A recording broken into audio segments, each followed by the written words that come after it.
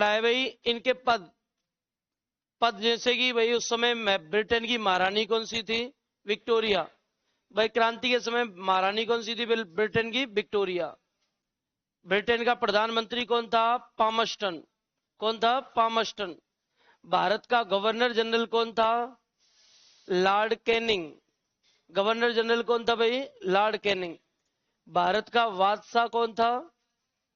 बहादुर शाह जफर। इसे बहादुर शाह सेकंड भी कहते हैं, बहादुर शाह जफर। इसके बाद मैंने आपको बताया था कि पेशवा कौन था? नाना साहब। ये तो हमने कैरेक्टरों में पढ़े थे कि ये उच्च पद थे। इसके बाद हमने कंसेप्ट पढ़ा था एजीजी वाला, और एजीजी वाला या अपन बात करें अंग्रेजों का नियंत्रण। और आप ध्यान रखना, अंग्रेजों के नियंत्रण में मैंने दो टाइप की व्यवस्था बताई थी। एक तो शांति व्यवस्था कि राजस्थान की शांति व्यवस्था, और एक थी राजस्थान की प्रशासनिक व्यवस्था। राजस्थान की शांति व्यवस्था थी और दूसरी कौन सी थी भाई? प्रशासनिक व्यवस्था। ये दो पैटर्न हमने पढ़े थे। अब मुझे एक बात बताओ, शांति व्यवस्था को संभालने वाले हेड ऑफिस का नाम क्या होता था विभाग का? राजपूताना रेजिडेंसी। शांति व्यवस्था की जिम्मेदारी किसकी होती थी? राजपूताना रेजिडेंसी। और प्रशासनिक व्यवस्था की जिम्मेदारी किसकी होती थी? उत्तरी पश्चिमी सीमा प्रांत मुख्यालय। इन दोनों में अंतर क्या है? उत्तरी पश्चिमी सीमा प्रांत मुख्यालय का मुख्यालय हेड ऑफिस कहां था? आगरा। हेड ऑफिस कहां था भाई? आगरा। राजपूताना रेजिडेंसी कहां थी?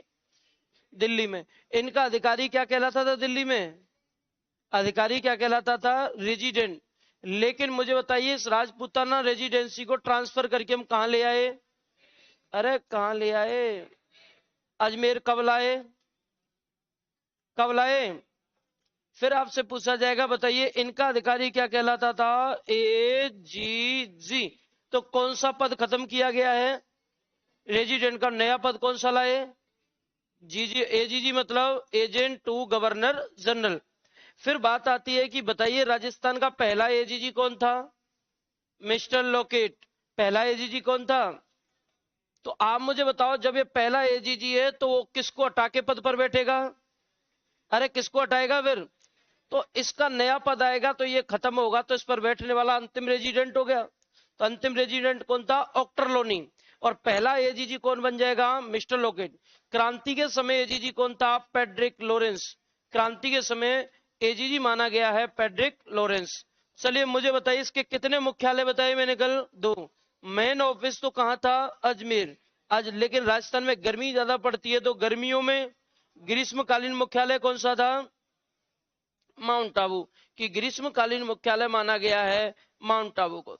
ये हम पहले ही पढ़ चुके। चलो ये बताइए मुझे कि प्रशासनिक व्यवस्था जो आगरा से संभाली जाती थी, इनका अध्यक्ष क्या कहलाता था? लेफ्टिनेंट। उस समय लेफ्टिनेंट कौन था? कोलविन। कौन था भाई? फिर मैंने आपको राजा लिखाए होंगे और रियासतों के क्या लिखाए थे? पीए। पीए मतलब राजस्थान में कुल कितने पीए थे? 7। तो देखो पहली रियासत कौन सी लिखाई है मैंने?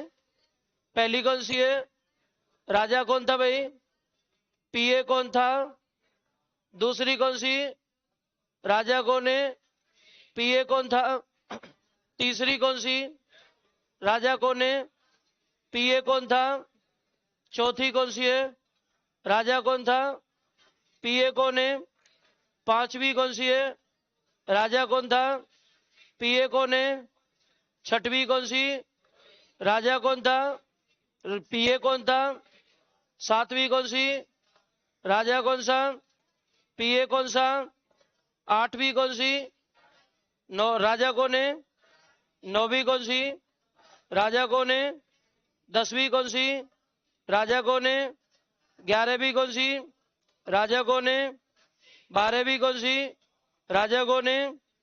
13वीं? राजा कौन है? 14वीं? राजा कौन है? 15वीं? राजा कौन है? 16वीं? राजा कौन है? 17वीं? कौन सी? जैसलमेर। राजा कौन है? 17 लिखवाई थी क्या? एक और है? 17 ही है ना? ठीक है। आज हमें आगे बढ़ाना है। और सबसे मेन बात है, आपको मैंने कल एक क्वेश्चन पूछा था कि राजस्थान का ऐसा राजा या रियासत जिसने क्रांति से खुद को दूर रखा, भाग नहीं लिया, तो राजा है बूंदी का। देखो बूंदी के राजा का नाम लिखवा रखा होगा राम सिंह, लिखवा रखा है क्या? तो एक नोट लगा लो यहाँ एक नीचे।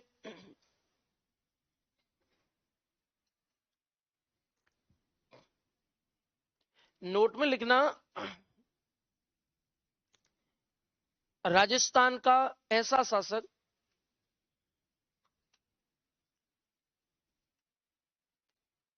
जिसने स्वयं को क्रांति से दूर रखा, राजस्थान का ऐसा शासक जिसने स्वयं को क्रांति से दूर रखा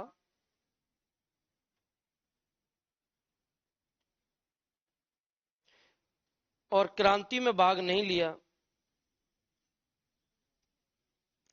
दूर रखा और क्रांति में भाग नहीं लिया।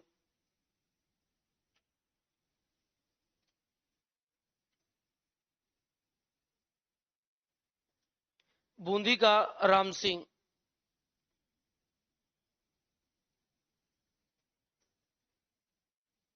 बूंदी का राम सिंह, ठीक है। अब जो चीज मैं आपको बताने जा रहा हूं वो देखो, नई चीज क्या है। नई चीज क्या है, पहले राजा पूछे जाते थे, आजकल राजा नहीं पूछे जाएंगे, आजकल आपको सामंत पूछे जाएंगे कि क्रांति के दौरान सामंतों के नाम बताइए और कौन से ऐसे सामंत हैं, क्योंकि अधिकांशतः राजा और सामंतों के बीच में बड़ा गैप हो गया था।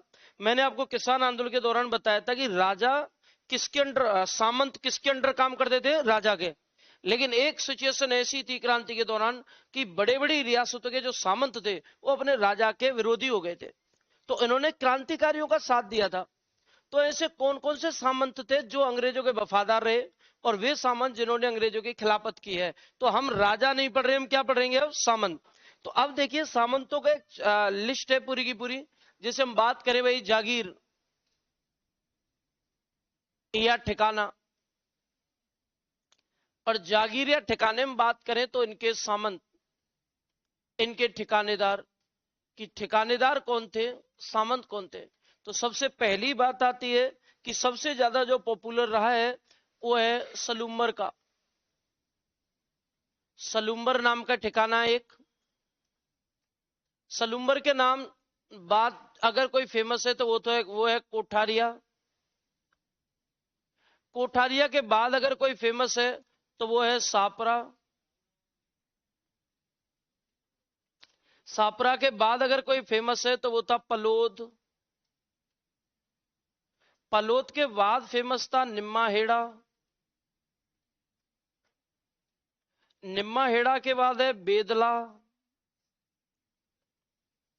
बेदला के बाद है कुशलगढ़।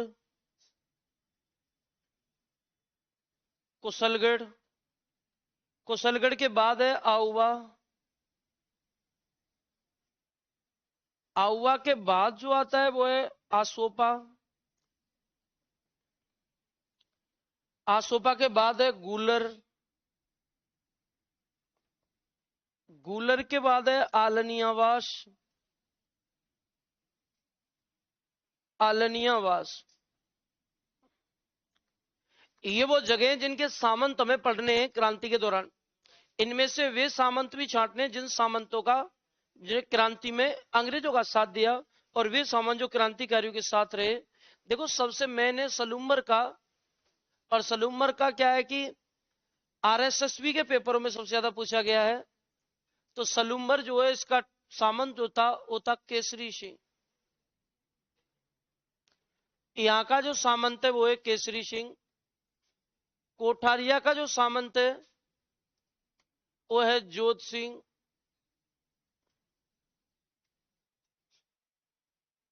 शाहपुरा जो भीलवाड़ा वाला उसका सामंत था लक्ष्मण सिंह।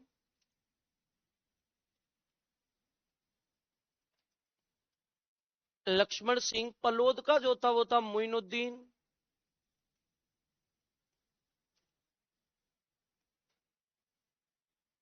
निम्मा हेड़ा का था अहमद यार खां।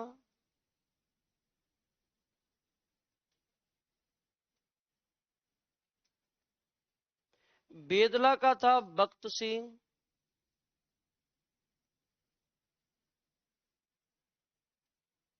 कुशलगढ़ का था हमीर सिंह। आहुआ का था कुशाल सिंह,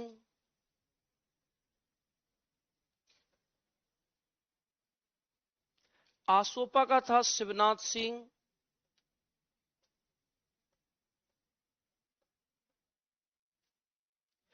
गूलर का था बिशन सिंह,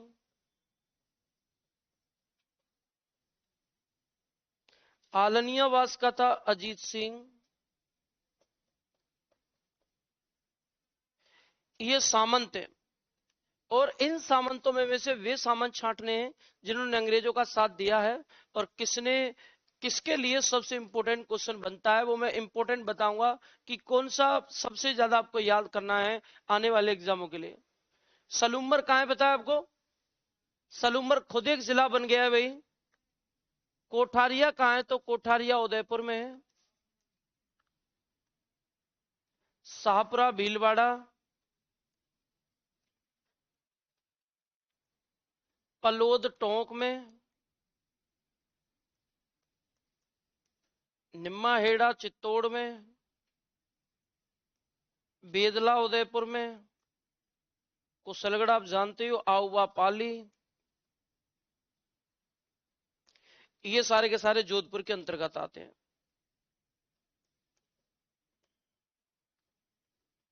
जोधपुर जोधपुर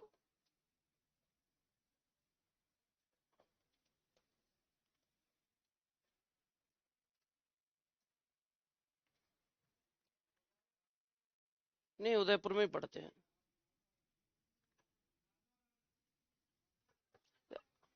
बिल्कुल मुझे पता है, लेकिन ऑथेंटिक इसे उदयपुर मानते हैं, अभी भी पढ़ते हैं। कोठारिया के उसे मानते नहीं है एनसीईआरटी में, उदयपुर ही पढ़ते हैं।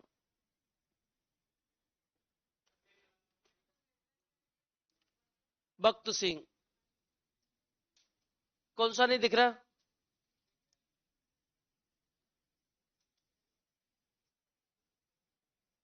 अब आपको कौन कौन से याद करने हैं सबसे मेन, और कौन सा है जिसको देखकर ही छोड़ देना है बस।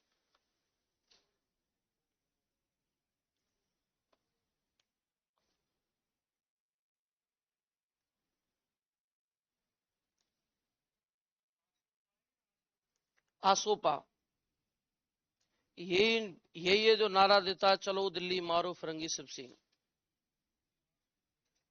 नहीं आसोपा ही है।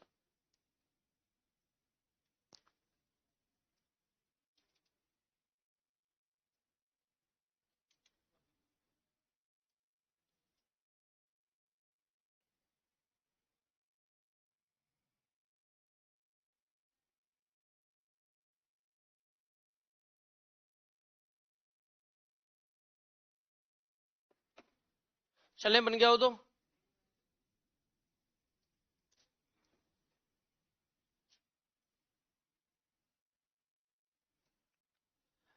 इसमें तथ्य में आपको बताऊंगा कि कौन सी विशेष पॉइंट है, कौन सा ऐसा विशेष पॉइंट है जो आपको याद करना है इसमें मोस्टली।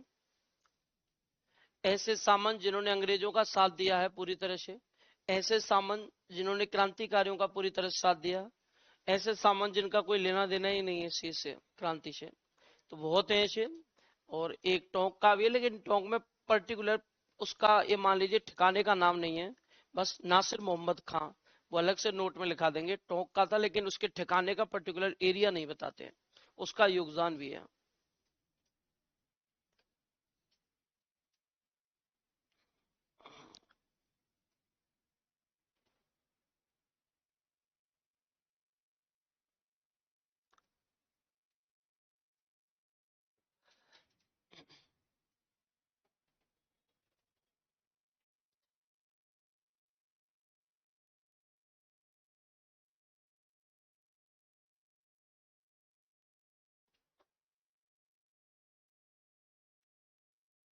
बन गया?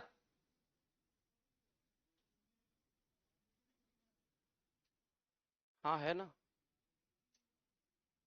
चांदखेड़ी घटना है, वो क्या है कि स्टार्टिंग में हो जाती है चांदखेड़ी घटना लगभग 1921 में, और वो आंदोलन लगभग उसके बाद स्टार्ट होता है। चांदखेड़ी घटना वो ऐड नहीं करवाई, ऐड करवा देंगे चांदखेड़ी को भी।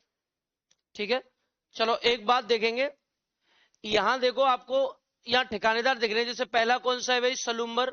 सलूम्बर का कौन है, केसरी सिंह। कोठारिया का कौन है, जोत सिंह। शाहपुरा का कौन है, लक्ष्मण सिंह। पलोद का कौन है, मोइनुद्दीन। निम्माहेड़ा का कौन है, अहमद यार। बेदला का भक्त सिंह। कुशलगढ़ का हमीर सिंह। आहुआ का कुशाल सिंह। आसोपा का शिवनाथ सिंह। गुलर का कौन है, ईशन सिंह। आलनियाबास का कौन है, अजीत सिंह। इसमें आपको ध्यान रखना है, सबसे मेन जो है इंपोर्टेंट व्यक्ति वो है जोत सिंह। ये जोत सिंह क्यों इंपोर्टेंट है, जब भी कोई भी अंग्रेजों के खिलाफ क्रांतिकारी को संकट आता था, हमेशा वो मदद लेने के लिए कोठारिया के जोत सिंह के यहीं आता था। और इसने हर एक व्यक्ति को साथ दिया है, हाँ, सबको शरण दिया। जो भी अंग्रेजों के खिलाफ आता था वो सारे के सारे कोठारिया में जाकर छिपते थे। जिनमें पर्टिकुलर नाम की बात करें, तात्या टोपे, नाना साहब और भीमजी चारण।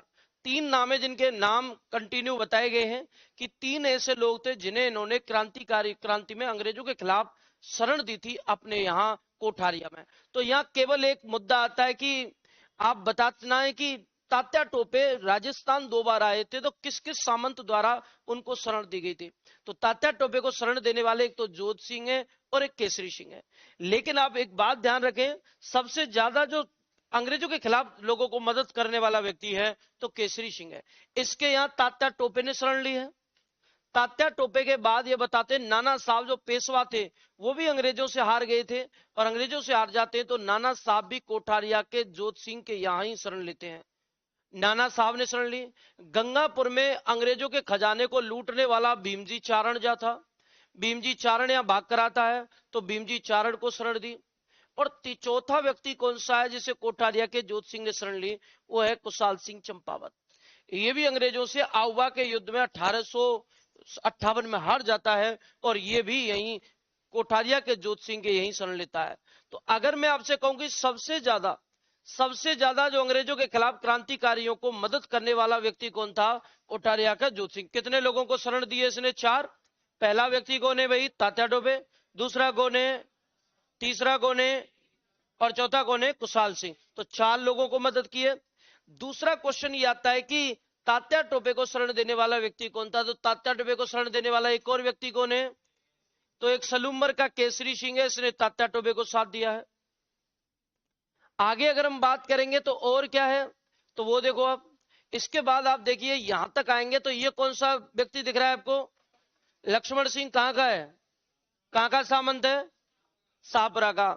नीमच में जब क्रांति हुई थी तो नीमच के सैनिक पूरी नीमच छावनी को लूटकर दिल्ली की ओर रवाना होते हैं, और जब दिल्ली की ओर रवाना होते हैं तो उनका पीछा मेवाड़ी सेना द्वारा किया गया था।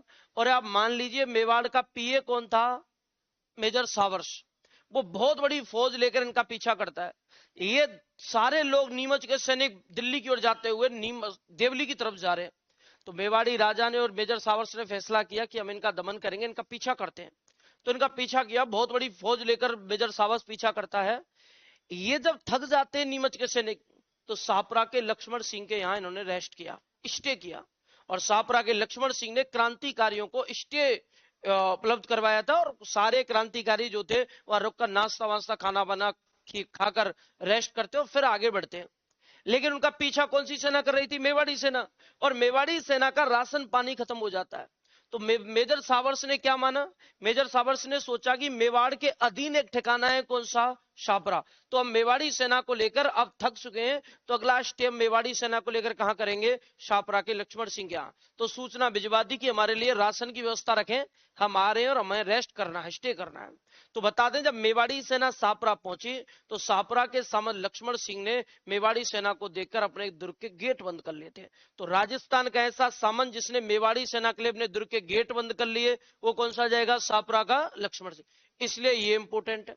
इसके बाद हम नीचे आएंगे तो आप बात करते हैं कि ये जो शिवनाथ सिंह है, इस शिवनाथ सिंह ने नारा लगाया है, चलो दिल्ली मारो फिरंगी। ये इसका नारा है जो दिल्ली की ओर जाते हुए विद्रोह करता है।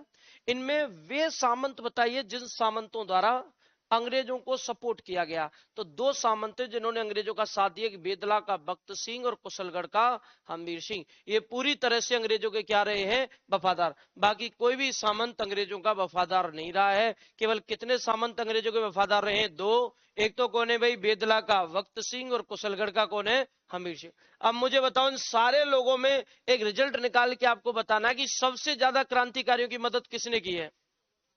किसने की है? कोठारिया के जोत सिंह। कितने लोगों को शरण दी है? पहला कौन है? दूसरा कौन है? तीसरा कौन है? चौथा कौन है? जबकि केसरी सिंह ने केवल किसको शरण दी है? चलो दिल्ली मारो फिरंगी का नारा किसने लगाया? मेवाड़ी सेना के लिए अपने गेट बंद करने वाला कौन था? अंग्रेजों के वफादार रहने वाले कितने थे? बेदला का कौन है? कुशलगढ़ का कौन है? यही तथ्य आपको याद करने नहीं। राजा तो क्या बहुत बार पूछ लेंगे, अब सामंतों के तथ्य आपको याद करने हैं। और आपसे पूछा जाता है कि ऐसा सामंत बताइए जिसे अंग्रेजों ने तोप से उड़ाया था। तो सामंत का नाम है ताराचंद, और ये टोंक का था। और ये बताते इसके सामंत का ठिकाने का पर्टिकुलर एरिया नहीं बताते, इसलिए केवल इतना बताते हैं कि ऐसा सामंत जिसे अंग्रेजों ने तोप से उड़ाया था, माहौल क्रिएट करने, डर पैदा करने के लिए। तो कौन था? ताराचंद। एक आता है सामोद। सामोद कहां है बताओ? और सामोद का सामंत था शिव सिंह। इसका क्वेश्चन आता है कि सामोद के शिव सिंह के बारे में बताते हैं कि ये जो व्यक्ति है, इस शिव सिंह ने मुगल बादशाह को नजर भेंट की थी, नजराना भेंट किया था। तो ऐसा सामंत बताइए राजस्थान का जिसने मुगल बादशाह को दिल्ली नजर भेंट की थी, नजर भिजवाई थी। नजर कहते हैं उनके लैंग्वेज में एक सम्मान, नजर के देख सम्मान भेजा था, यानी कुछ उपहार वगैरह भेजे थे। तो ऐसा सामंत बताइए राजस्थान का जिसने जिसने मुगल बादशाह को नजर गिफ्ट किया था। तो वो कौन है? सामोद का शिव सिंह। कौन हो जाएगा? सामोद का शिव सिंह। ये तथ्य आपको ध्यान रखने। एक है नरहड़ में, एक है नरहड़ झुंझुनू में फिरोज खां नाम का सामंत। और नरहड़ झुंझुनू में फिरोज नाम का एक सामंत था जिसने मुगल बादशाह के बेटों को बादशाह घोषित कर दिया था और उनके समर्थन में लग गया था। तो मुगल बादशाहों के बेटों को बादशाह मानकर उनके समर्थन में लगने वाला सामंत कौन सा था? नरहड़ का। कौन सा है? फिरोज का।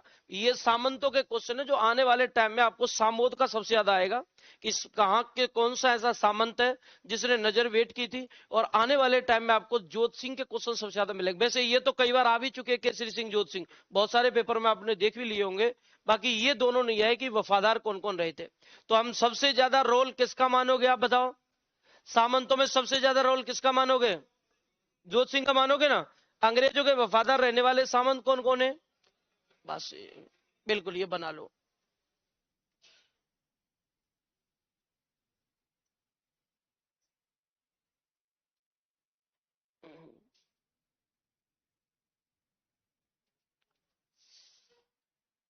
ये है सामंत।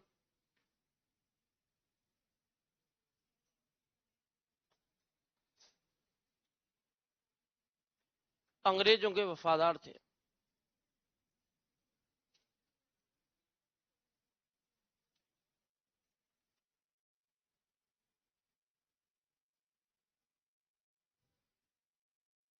और जोत सिंह के बारे में कहते हैं इसने क्रांति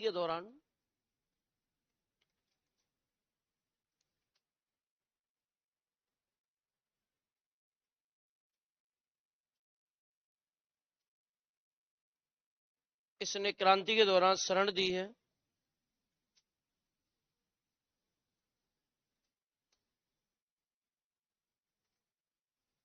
नाना साहब को,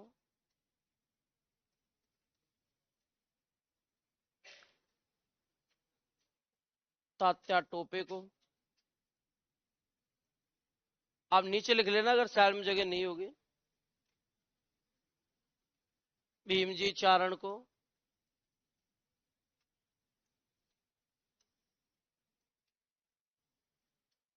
कुशाल सिंह को।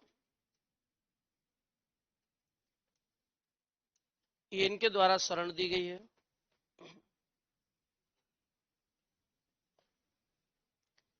शिवनाथ सिंह के बारे में कहते हैं इन्होंने नारा दिया, चलो दिल्ली मारो फिरंगी।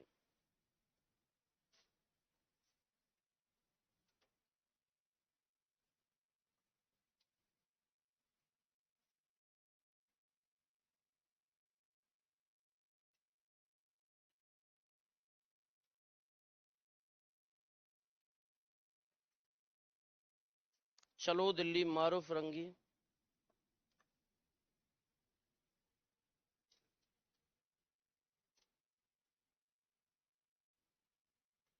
इन्होंने भी तात्या टोपे को शरण दी।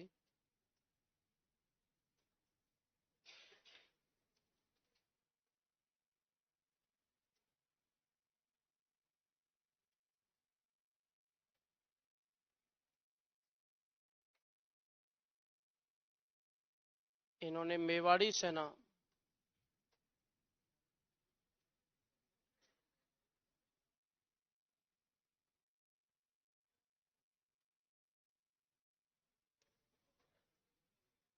अरे क्या हो गया, इन्होंने मेवाड़ी सेना के लिए दुर्ग के दरवाजे बंद कर लिए।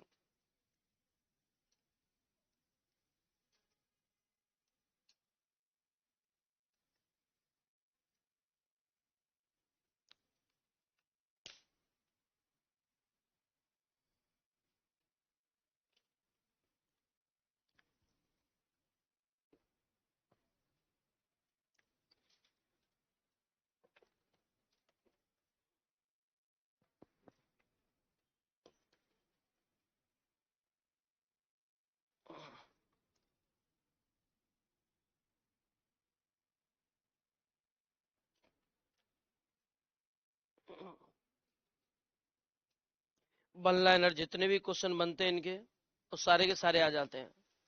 अब जो भीमजी चारण है ना, इसका पूछा जाता है कि भीमजी चारण नाम के क्रांतिकारी को किस सामंत के द्वारा शरण दी गई थी। तो नाना साहब का आज तक पूछा नहीं गया है, केवल तात्या टोपे के ही पूछे गए आज तक।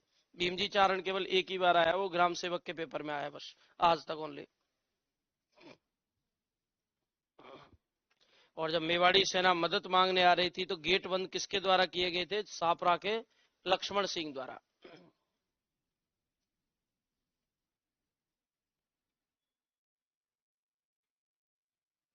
और बेदला का भक्त सिंह जो था, इसके बारे में बता दें, ये तो मेजर साबर्स के साथ सारी सेनाओं में गया है, सारे अभियानों में गया है। मेजर साबर्स अंग्रेज अधिकारी इसी को लेकर चलता था।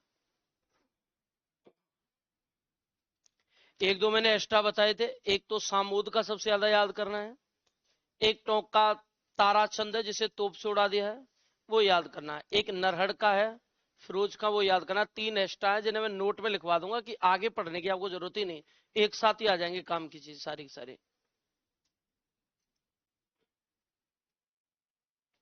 अब प्रॉपर क्रांति में मान लीजिए, अब स्टार्ट करेंगे हम प्रॉपर क्रांति में, अब चलेंगे कि क्रांति में क्या था और कहां से स्टार्ट हुई, क्यों स्टार्ट हुई, हम रीजन भी जानेंगे कि क्यों स्टार्ट हुई है। बन गया क्या बताओ।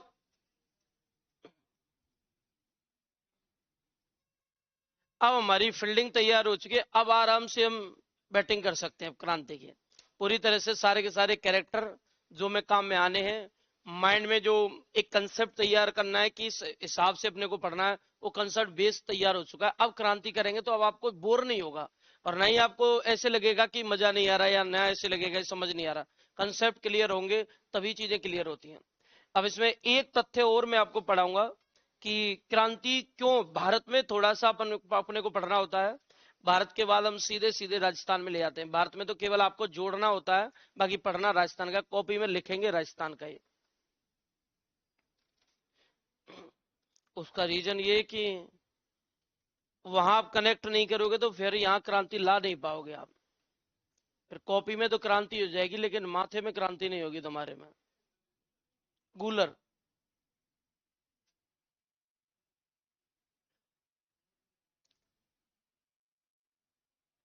जितना विस्तार इंडिया वाला नहीं है, ये आलनिया वास अजीत सिंह। जितना विस्तार इंडिया में हम नहीं पढ़ते, जितना राजस्थान में पढ़ते हैं 1857 क्रांति का, जबकि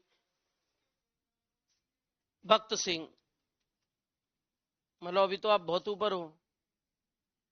इसे यही यही इशारा होता है कि अभी तो बहुत ऊपर हूं मैं, सब्र करना पड़ेगा।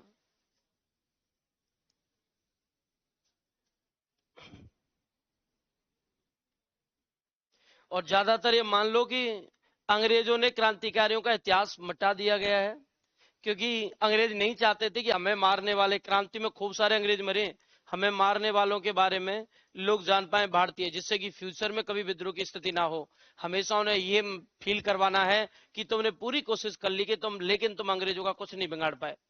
हमने तुमको खूब मारा पीटा, लेकिन तुम्हारे द्वारा हमारा कोई नुकसान नहीं करवाया गया, ये फील करवाया गया। इसलिए अंग्रेजों ने सबका इतिहास मिटा दिया।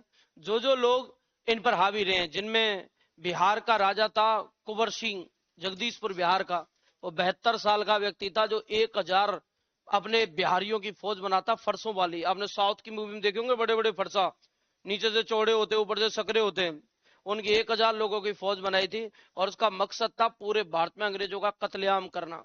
और वह बिहारियों की 1000 की फौज लेकर निकलता, जिस गली जिस गांव जिस रोड से निकलता था, वह अंग्रेजों का इतना नरसंहार उड़ा था कि गली की गांव के गांव खाली हो गए थे अंग्रेजों से।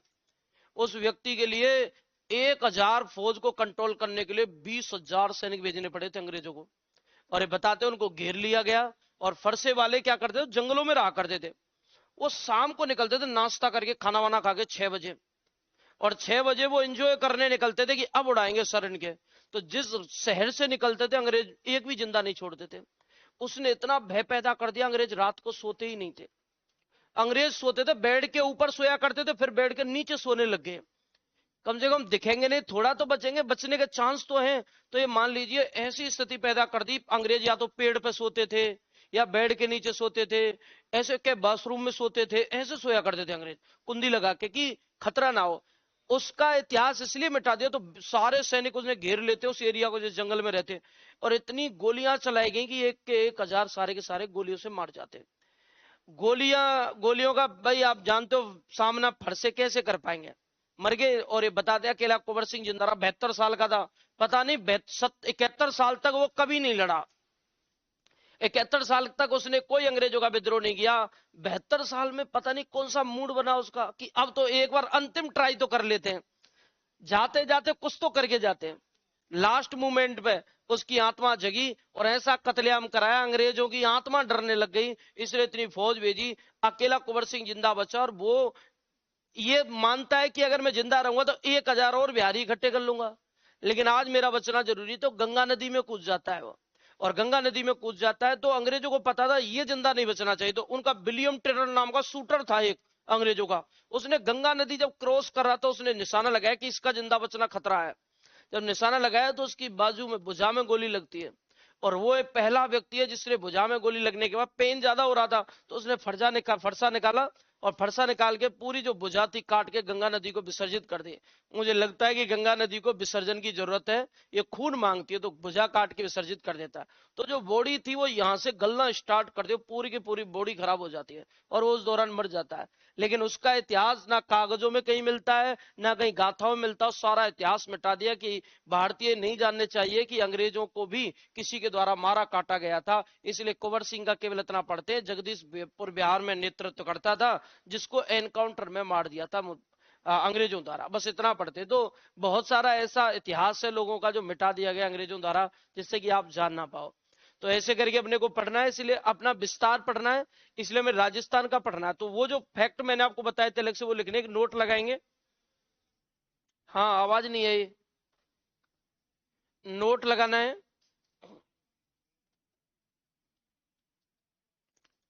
नोट में लिखना, पहला नोट लिखो, सामोद का सामंत शिव सिंह। सामोद का सामंत शिव सिंह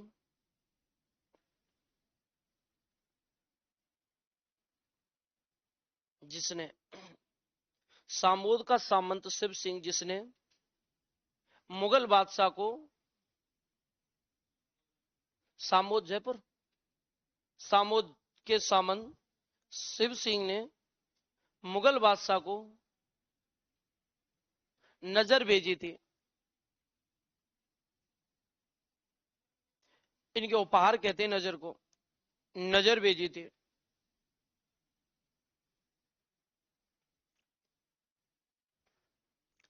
दूसरा नोट में लिखना, टोंक के ताराचंद को,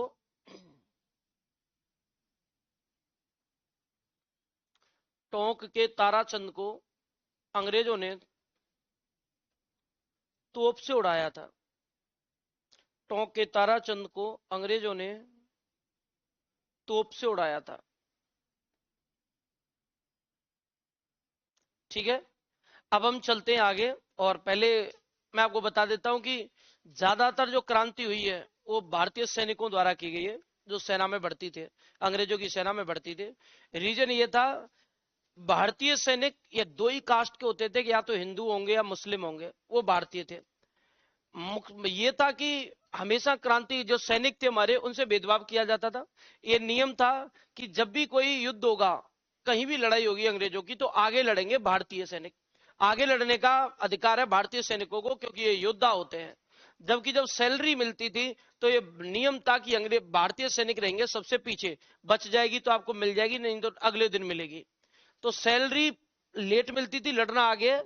और इसके अलावा भी एक और नियम था कि यदि आप अंग्रेज हैं तो आपको सैलरी डबल मिलेगी, और अगर आप भारतीय तो सैलरी आधी मिलेगी। तो भारतीयों को शिकायत थी सैनिकों को, मरने के लिए आगे हम रहते हैं और सैलरी लेने के लिए ये आगे रहते हैं, इसलिए भेदभाव था।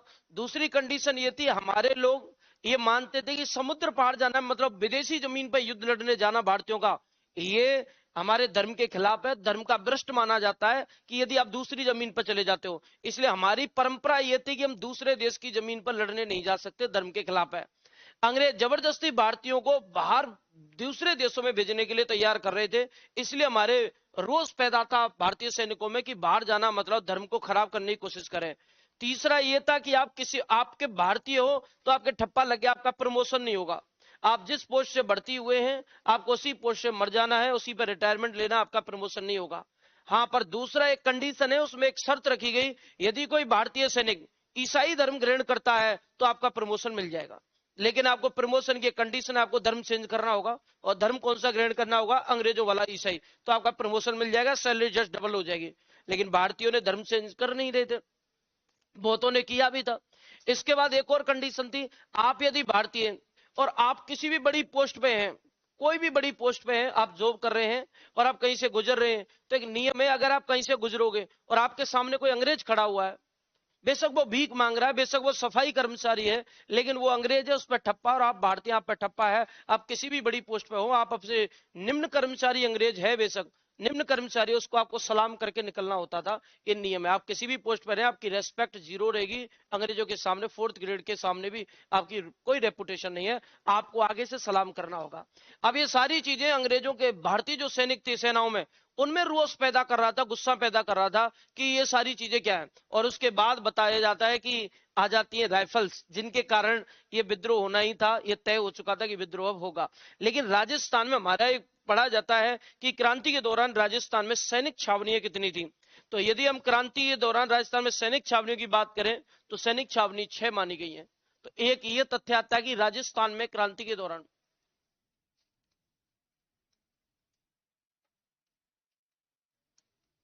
राजस्थान में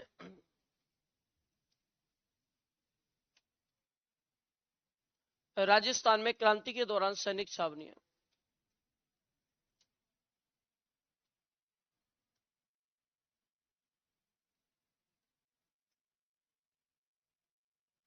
राजस्थान में क्रांति के दौरान सैनिक छावनियां,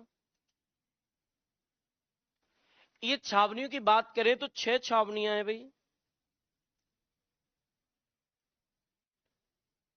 क्रांति के दौरान राजस्थान में 6 सैनिक छावनियां हैं,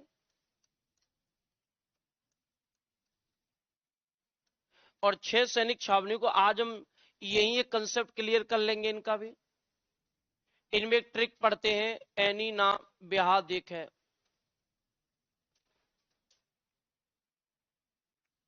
एनी ना ब्याह देख है, और इस अकॉर्डिंग बताते हैं कि पूरी की पूरी छावनियां निकल के आ जाती हैं। इनको हम अलग अलग ले लें, ए नी ना, ये ट्रिक है। क्या है? पहले बता दिया करो। एनी ना ब्याह देख है, फिर आता है दे, फिर आता है खे। अब ये पूरा क्या बन गया है? एनी ना ब्याह देखे। और आप जानते हो ब्याह होता है तो शादी में जब बारात जाती है तो आप देखा छतों पे कितनी भीड़ें आ जाती है, छतों पे कितने लोग इकट्ठे हो जाते हैं। लेकिन छतों पे हमेशा पुरुष कभी खड़े नहीं होते, महिलाएं आ जाती है छतों पे। शादी भाई रात में ही होती है, तो जब बारात निकलती है तो छत पे आ जाती है। बाराती जो है पूरी रात इस कंफ्यूजन में डांस करते हैं कि ऊपर वाले सब हमें ही देख रहे हैं, बेचारे बारातियों के साथ, जितने भी गांव के लोग जाते ना बारात में, उनके साथ ये जो धोखा है ना, वो कई सालों से चला आ रहा है। उनको लगता है कि पूरी रात डांस करेंगे, और उनको ये लगता है ऊपर सबकी नजर मुझ पे है, और सब यही कंफ्यूजन, पूरी रात डांस करते। उन्हें गलती का एहसास होता है सुबह, जब वो वापस चले जाती हैं महिलाएं अपने अपने घरों में, क्योंकि वो महिलाएं बारातियों को देखने आती नहीं, सबकी नजर रहती है दूल्हे पे, सबकी नजर उसी पे रहती है। बाराती तो बेचारे कंफ्यूजन में इतना पसीना बहा देते हैं, सुबह उन्हें कंफ्यूजन होता है, सुबह पश्चाताप होता है, और सुबह तो बस उन्हें ये रहता है अब तो घर चलो, अब कुछ नहीं, धोखा हुआ है, रात भर धोखा हुआ है, रात भर धोखा हुआ है हमारे साथ। और इस रात को तो क्या वो, ये मान लीजिए माहौल में रहते हैं पूरे में, बारात वाले दिन की कुछ भी कर देंगे, आज तो 1 से 2 होकर ही जाएंगे, पूरा प्लान बना लेते हैं। लेकिन वो धोखा होता है, वो पता चलता है उन्हें सुबह कि ये तो गलती थी हमारी, ऐसा कुछ नहीं होता। और ये नहीं एक बारी, पहली बारात में भी ऐसी करते हैं, दूसरी में भी यही करते हो, हर बार यही करते हैं, लेकिन फिर भी पता नहीं उस रात को क्या माहौल रहता है उनका। ये हमेशा ही धोखा होता है बारातियों के साथ। इसीलिए तो आजकल आप देखो गांव में बाराती संख्या, बारात जब में जाने वाले लोगों की संख्या कम होती जा रही है। पहले जाता, अब लोग समझ गए कि बारात में जाने से कुछ नहीं होता, जब तक आप घोड़ी पर नहीं बैठोगे, गुलाब बाड़ पर नहीं बैठोगे, आपका कुछ नहीं होने वाला, वहां बैठोगे तो ही कुछ हो सकता है। तो अब लोग सीधे सेंटर पॉइंट की काम कर रहे हैं, उस पर टारगेट करो, सेंटर पे, जिससे कि हाँ। तो ऐसे बनता है एरनपुरा। और सबसे बड़ी बात है, जब ऊपर वो महिला बातें करती है ना, उन्हें लगता है कि बातें भी हो रही हैं तो और स्पीड में डांस कर दें, माहौल क्रिएट करने, गाने लगा लगा है, जबकि वो महिला उन्हें गालियां दे रही होती हैं। एक कहते ड्रिंक करके आया है, अब पसीना बहाएगा ये, वो तो गाली देती होती हैं, लेकिन उनको ये लगता है बहुत अच्छी अच्छी बातें करें, अभी तो बात हो रही है, पता नहीं आगे बात बढ़ेगी अभी तो बेचारा, मुझे किसने बताया जो धोखे सबके साथ हुए वो सबके ही साथ होते हैं, हैं? मैं तो तुम्हें बता रहा हूं, ये सबके, आपके साथ भी हुए ये धोखे, ऐसा नहीं आप कोई दूसरे देश से हैं, सबके साथ हुए धोखे। हाँ, देखिए, ये धोखे आपको कल्चर पढ़ाते हो सर, क्या नाम है, करण सर, उनके साथ भी हुए ऐसे धोखे, बेचारे आज तक उस धोखे में ही है वो, देखो, देखिए। तो एरनपुरा छावनी है, हाँ, इसीलिए तो चोटें बहुत आई है गहरी चोटें आई हैं। देखो, देखिए, एरनपुरा की बात करेंगे तो एरनपुरा में आप ध्यान रखना, एरनपुरा नाम की जो जगह है वर्तमान में, एरनपुरा नाम की जगह वर्तमान में है पाली में, नहीं, हाँ, वर्तमान में एरनपुरा नाम की जगह पाली में, लेकिन आपको ध्यान रखना, पाली नाम का कोई रियासत थी नहीं, पाली नाम की कोई रियासत नहीं है। पाली और जोधपुर को कंबाइंड करके कहते थे मारवाड़, पाली और जोधपुर को कंबाइंड क्या कहते थे, मारवाड़। तो मैं आपसे कहूं कि क्रांति के समय एरनपुरा काय में आता था, तो क्रांति के समय था मारवाड़, तो मतलब कहां के राजा का कंट्रोल रहेगा एरनपुरा पे, जोधपुर के राजा का, मारवाड़। आपसे पूछा जाएगा कि बताइए आप कौन सी सैन्य टुकड़ी, कौन सी थी, कौन सी सैनिक टुकड़ी थी जो यहां तैनात कर रखी थी, तो यहां की जो सैनिक टुकड़ी थी, वो सैनिक टुकड़ियां नियुक्त कर रखी थी जोधपुर लीजन, यहां एक सैनिक टुकड़ी तैनात कर रखी थी जिसका नाम था जोधपुर लीजन।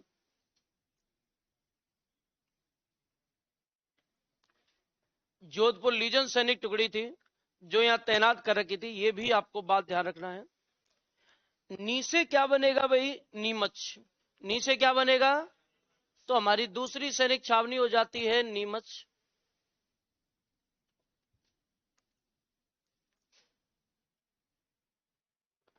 और नीमच के बारे में बात करें तो नीमच में आपको ध्यान रखना, वर्तमान में जो नीमच है ना, वर्तमान में नीमच है एमपी में, ये वर्तमान में एमपी में चली गई है नीमच।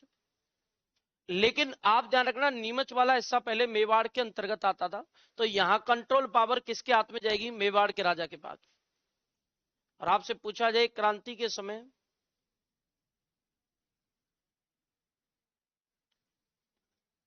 तो क्रांति के समय आप ध्यान रखना, यह है मेवाड़ रियासत में, तो मेवाड़ रियासत का यहां हिस्सा रहेगा, मेवाड़ रियासत। नी से बनती है भाई, ना से बनता है नसीराबाद,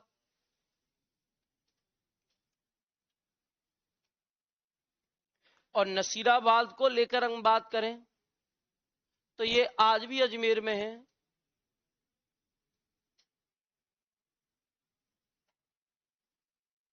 नसीराबाद स्थित है अजमेर में, और यहां एक सैनिक टुकड़ी थी, नसीराबाद में सैनिक टुकड़ी थी बंगाल इन्फेंट्री,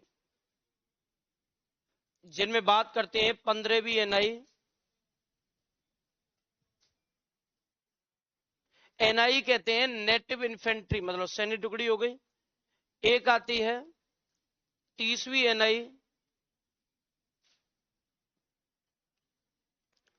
30वीं एनआई। एक आती है बंबई लांसर्स,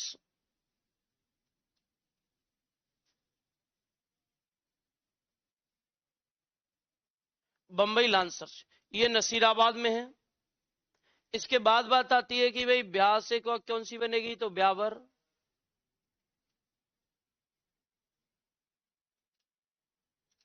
ब्यावर खुद जिला बन चुका है,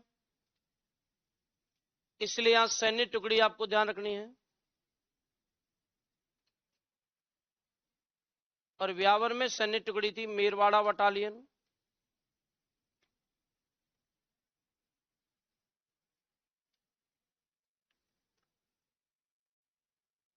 मेरवाड़ा बटालियन। दे से बनेगी देवली, और देवली कहां है भाई, टोंक में।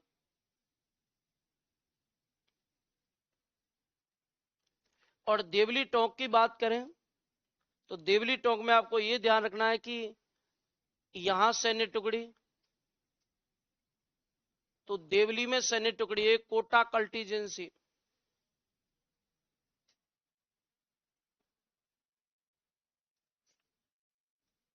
कोटा कल्टीजेंसी। इसके बाद अगर हम बात करें कैसे बनता है भाई खैरवाड़ा,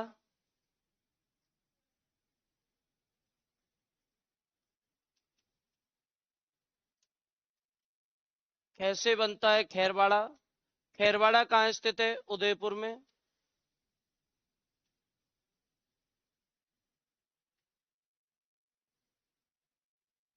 और खैरवाड़ा में सैन्य टुकड़ी है मेवाड़ व्हील कोर।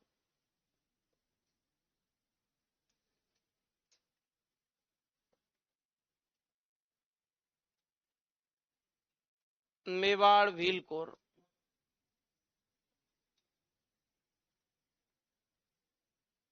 ये आपको ध्यान रखना, खैरवाड़ा में जो सैन्य टुकड़ी उसका नाम है मेवाड़ व्हील कोर।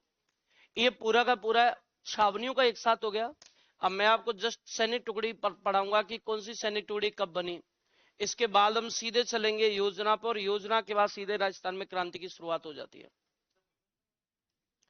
न्यूज में सैन्य टुकड़ी ने स्थायी नहीं थी, इसलिए नहीं लिखाते उसमें, बाद में आई थी यहाँ।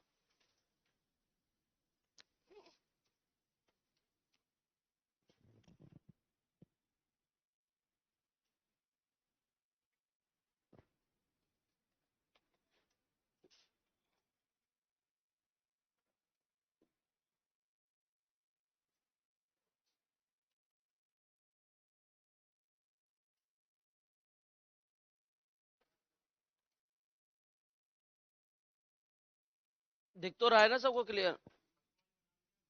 जोधपुर लीजन,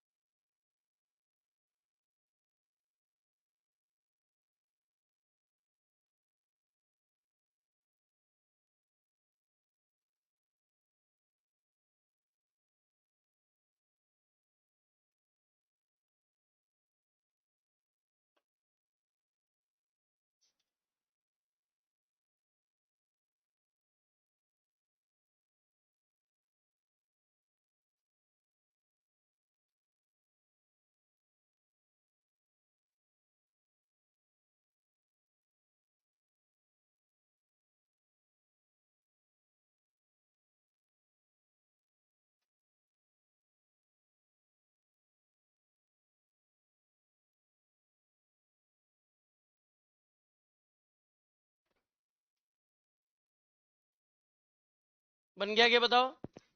अब आपको इसको माइंड में रखना है, बहुत ऐसा कठिन नहीं है।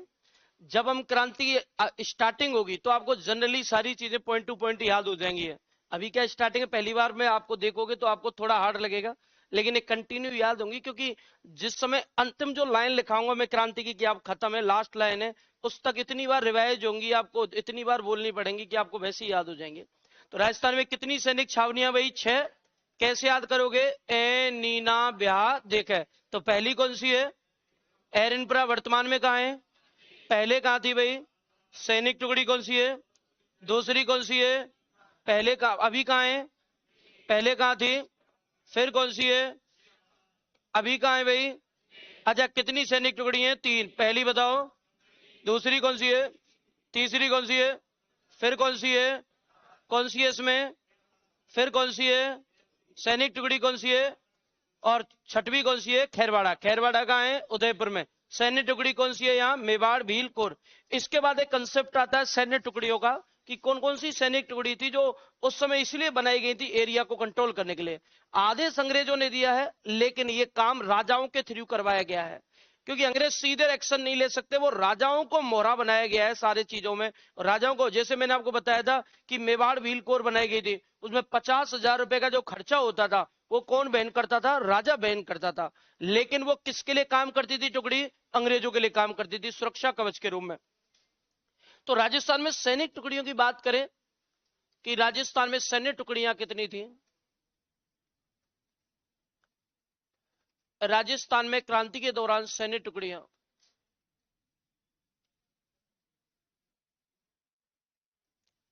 गठित सैन्य टुकड़ियां, तो इन्होंने क्या कंट्रोल रखने के लिए ये सारे काम करवाए हैं। तो कंट्रोल रखने के लिए करवाए। तो अब आपको किस टाइप से क्वेश्चन आता है कि पहली सैन्य टुकड़ी कौन सी थी? तो पहली थी मेरवाड़ा बटालियन। सबसे पहले सैनिक टुकड़ी बनाई गई थी मेरवाड़ा बटालियन। दूसरी जो सैन्य टुकड़ी बनाई गई है वो आपको ध्यान रखना, जोधपुर लीजियन। जोधपुर लीजन। तीसरी जो बनाई गई है वो बनाई गई है शेखावाटी ब्रिगेड। शेखावाटी वाले एरिया को कंट्रोल करने के लिए शेखावाटी ब्रिगेड बनाई गई। शेखावाटी ब्रिगेड के बाद चौथी बनाई गई है मेवाड़ व्हील कोर। ये भीलों के एरिया को कंट्रोल करने के लिए मेवाड़ व्हील कोर। अब इसमें हमें क्या पढ़ना है? देखो, सबसे मेन बात है इनकी टाइमिंग। मेरवाड़ा बटालियन कब बनाई गई? तो इसकी स्थापना कब हुई है मेरवाड़ा बटालियन की? तो 1822 में। ये क्यों बनाएगी? मेर जाति ने उपद्रव मचा रखा था, ना तो अंग्रेजों से कंट्रोल हो रहे थे, ना रियासती राजाओं से कंट्रोल हो रहे थे। तो मेरवाड़ा बटालियन 1822 में बनाई गई है। जोधपुर लीजियन बनाई गई है 1835 में। शेखावाटी ब्रिगेड बनाई गई है 1835 में। मेवाड़ व्हील कोर बनाई गई है 1841 में। ये इनका टाइम पीरियड है। और ये बताते इनका हेड क्वार्टर कहां रखा गया। हेड क्वार्टर समझ जाओगे? मुख्यालय लिख देते हैं, मुख्यालय। और इनका जो मुख्यालय है, आपसे पूछे मेरवाड़ा बटालियन का कहां रखा, तो इसका रखा गया था ब्यावर छावनी में। ये रही है भाई ब्यावर छावनी में। जोधपुर लीजियन का जो मुख्यालय है, ये मुख्यालय रखा गया था एरिनपुरा छावनी में।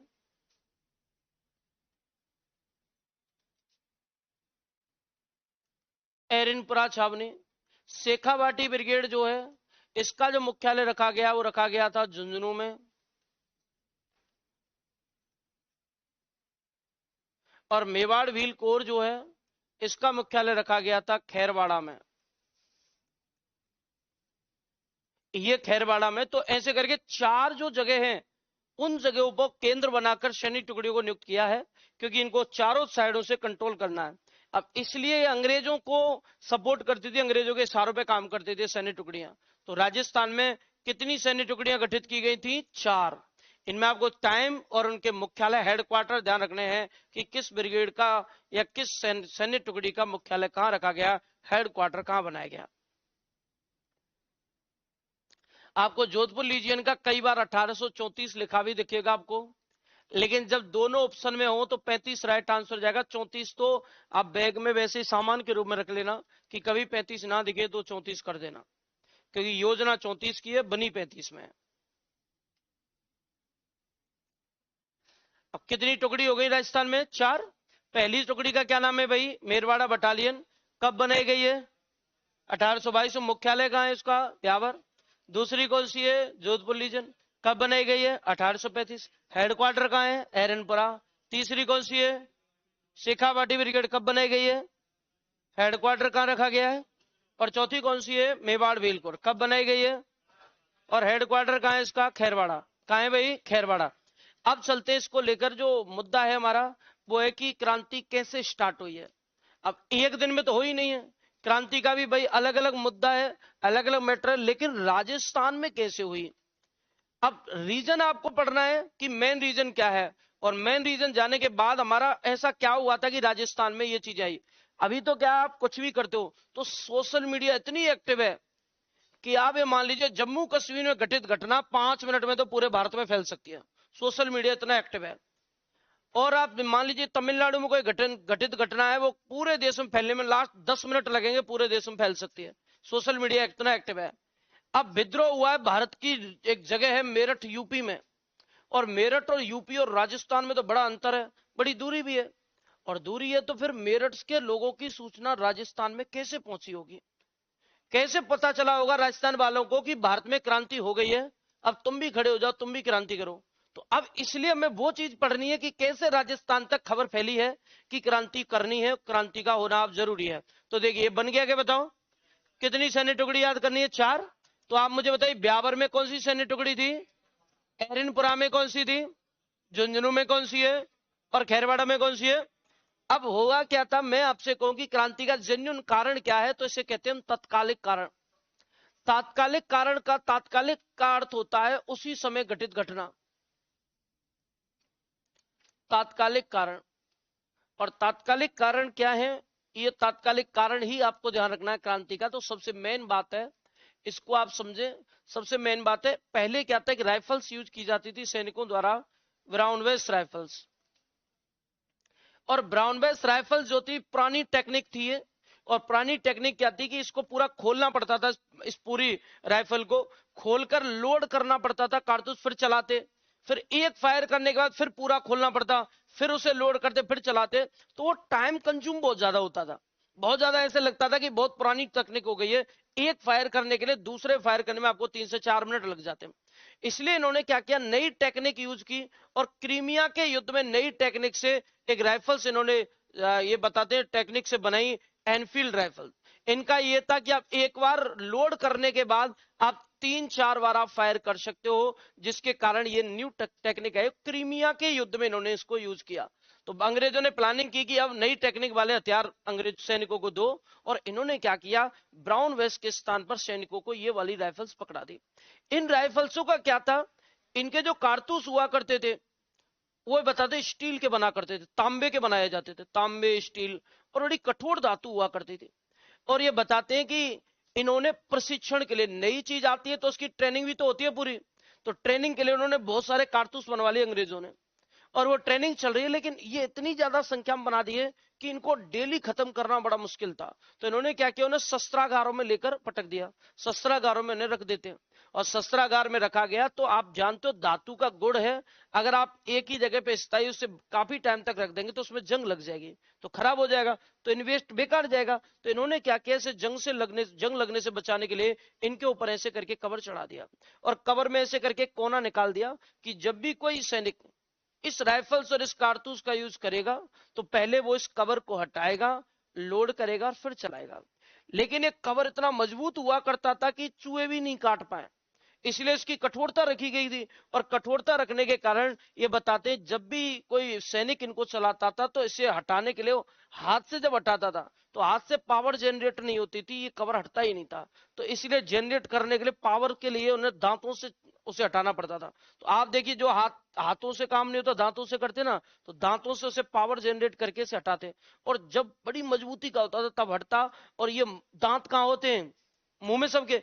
तो ये बताते हैं कि ये मान लीजिए कि जो कवर था कबर को हटाएंगे तो दांतों से मतलब मुंह में लेना पड़ेगा, और इसलिए ये जो कबर था ये गाय और काय की चर्बी से बना हुआ है, गाय और सुअर की चर्बी से बना है। और आप मानते हो हिंदू धर्म में गाय को पवित्र मानते हैं, ऋग्वेद में गाय को अदन्या कहा गया है। अदन्या यानी हिंदू धर्म का ऐसा पशु या ऐसा जानवर जो मारने योग्य नहीं, केवल पूजनीय है, तो इसे पूजनीय माना गया। और हमारे अकॉर्डिंग वेद हमारे लिए सबसे बढ़कर है, इसलिए हम गाय को मार नहीं सकते, हमारे लिए पूजनीय पशु है, पवित्र पशु है। तो इसका मतलब यदि गाय का आप मांस यदि आप मुंह तक ले जा रहे हैं तो मतलब हिंदुओं का धर्म भ्रष्ट हो रहा है। और इस मुस्लिम मानते हैं कि सबसे पवित्र अपवित्र जो अगर कोई चीज है तो वो सूअर है, ये सबसे नापाक है, सबसे अपवित्र है। अब ये मान लीजिए भारत में दो ही जाति रहती थी, या तो हिंदू या मुस्लिम, तो इनका भी धर्म भ्रष्ट हो रहा है, इनका भी धर्म भ्रष्ट हो रहा है। पता सबको था, लेकिन कोई आवाज उठाना इसलिए नहीं चाहता था। जो पहली आवाज उठाएगा सबसे पहले वो ही मरेगा। अंग्रेज छोड़ेंगे नहीं, क्योंकि अंग्रेज इतनी बड़ी सत्ता के खिलाफ कोई आवाज उठाएगा और उन्हें पता है एक चिंगारी भी बड़ी आग ले सकती है, इसलिए उन्हें आवाज उठने से रोकनी है। तो इसके खिलाफ किसी ने आवाज नहीं उठाई। अब इसके लिए एक ऐसा व्यक्ति चाहिए जिसे मरने का खौफ नहीं हो, और इसके लिए बताते एक छावनी है बैरकपुर छावनी, और बैरकपुर जो छावनी है पश्चिम बंगाल में है, और बैरकपुर छावनी में 34वीं एनआई नेटिव इन्फेंट्री का सैनिक है मंगल पांडे। और ये माना गया है कि मंगल पांडे को लेकर बात करें तो मंगल पांडे को एक खबर भेजी गई, ये कौन सा व्यक्ति अंग्रेजों का बड़ा वफादार है, बहुत बड़ी संख्या में, बहुत बड़ी सालों से, कई सालों से सेवा कर रहा है, लेकिन इसे खबर लगती है, अभी तक खबर ही नहीं थी। इसका नियम है, शंकर भगवान का बहुत बड़ा भक्त है, इसका नियम है, जाति से ब्राह्मण है, सुबह 4 बजे जगता था।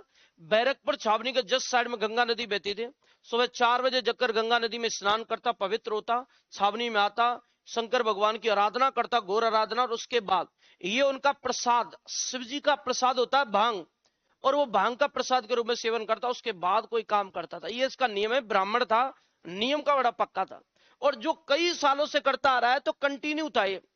लेकिन ये बताते हैं कि प्रसाद थोड़ा बहुत होता है, पूरा मूड बनाते थे प्रसाद भांग से। एक दिन कई बार होता है कि रूटीन में कोई काम करते, तो रूटीन में काम करने में कई बार मिस्टेक हो जाती है, और एक दिन रात की नहीं उतरी, दूसरे दिन की, और ये बता दे फिक्स नियम है, 4 बजे जगह गंगा नदी में स्नान किया, लौट कर आए, जैसे वो छावनी में जा रहे थे, थोड़ा सा लाइटिंग कम थी, वो किसी से टकरा गए। जैसे टकराते आंख खोलकर देखा कि कौन है जिससे मैं टकराया, आंख खोलकर देखा तो एक व्यक्ति सामने खड़ा था जिससे वो टकराए हैं। उन्होंने आंख खोलकर देखा कि जिससे मैं टकराऊं वो कौन है, तो उसके बारे में उन्होंने जब देखा तो वो हरिजन जाति का व्यक्ति था। हरिजन समझते हो आप?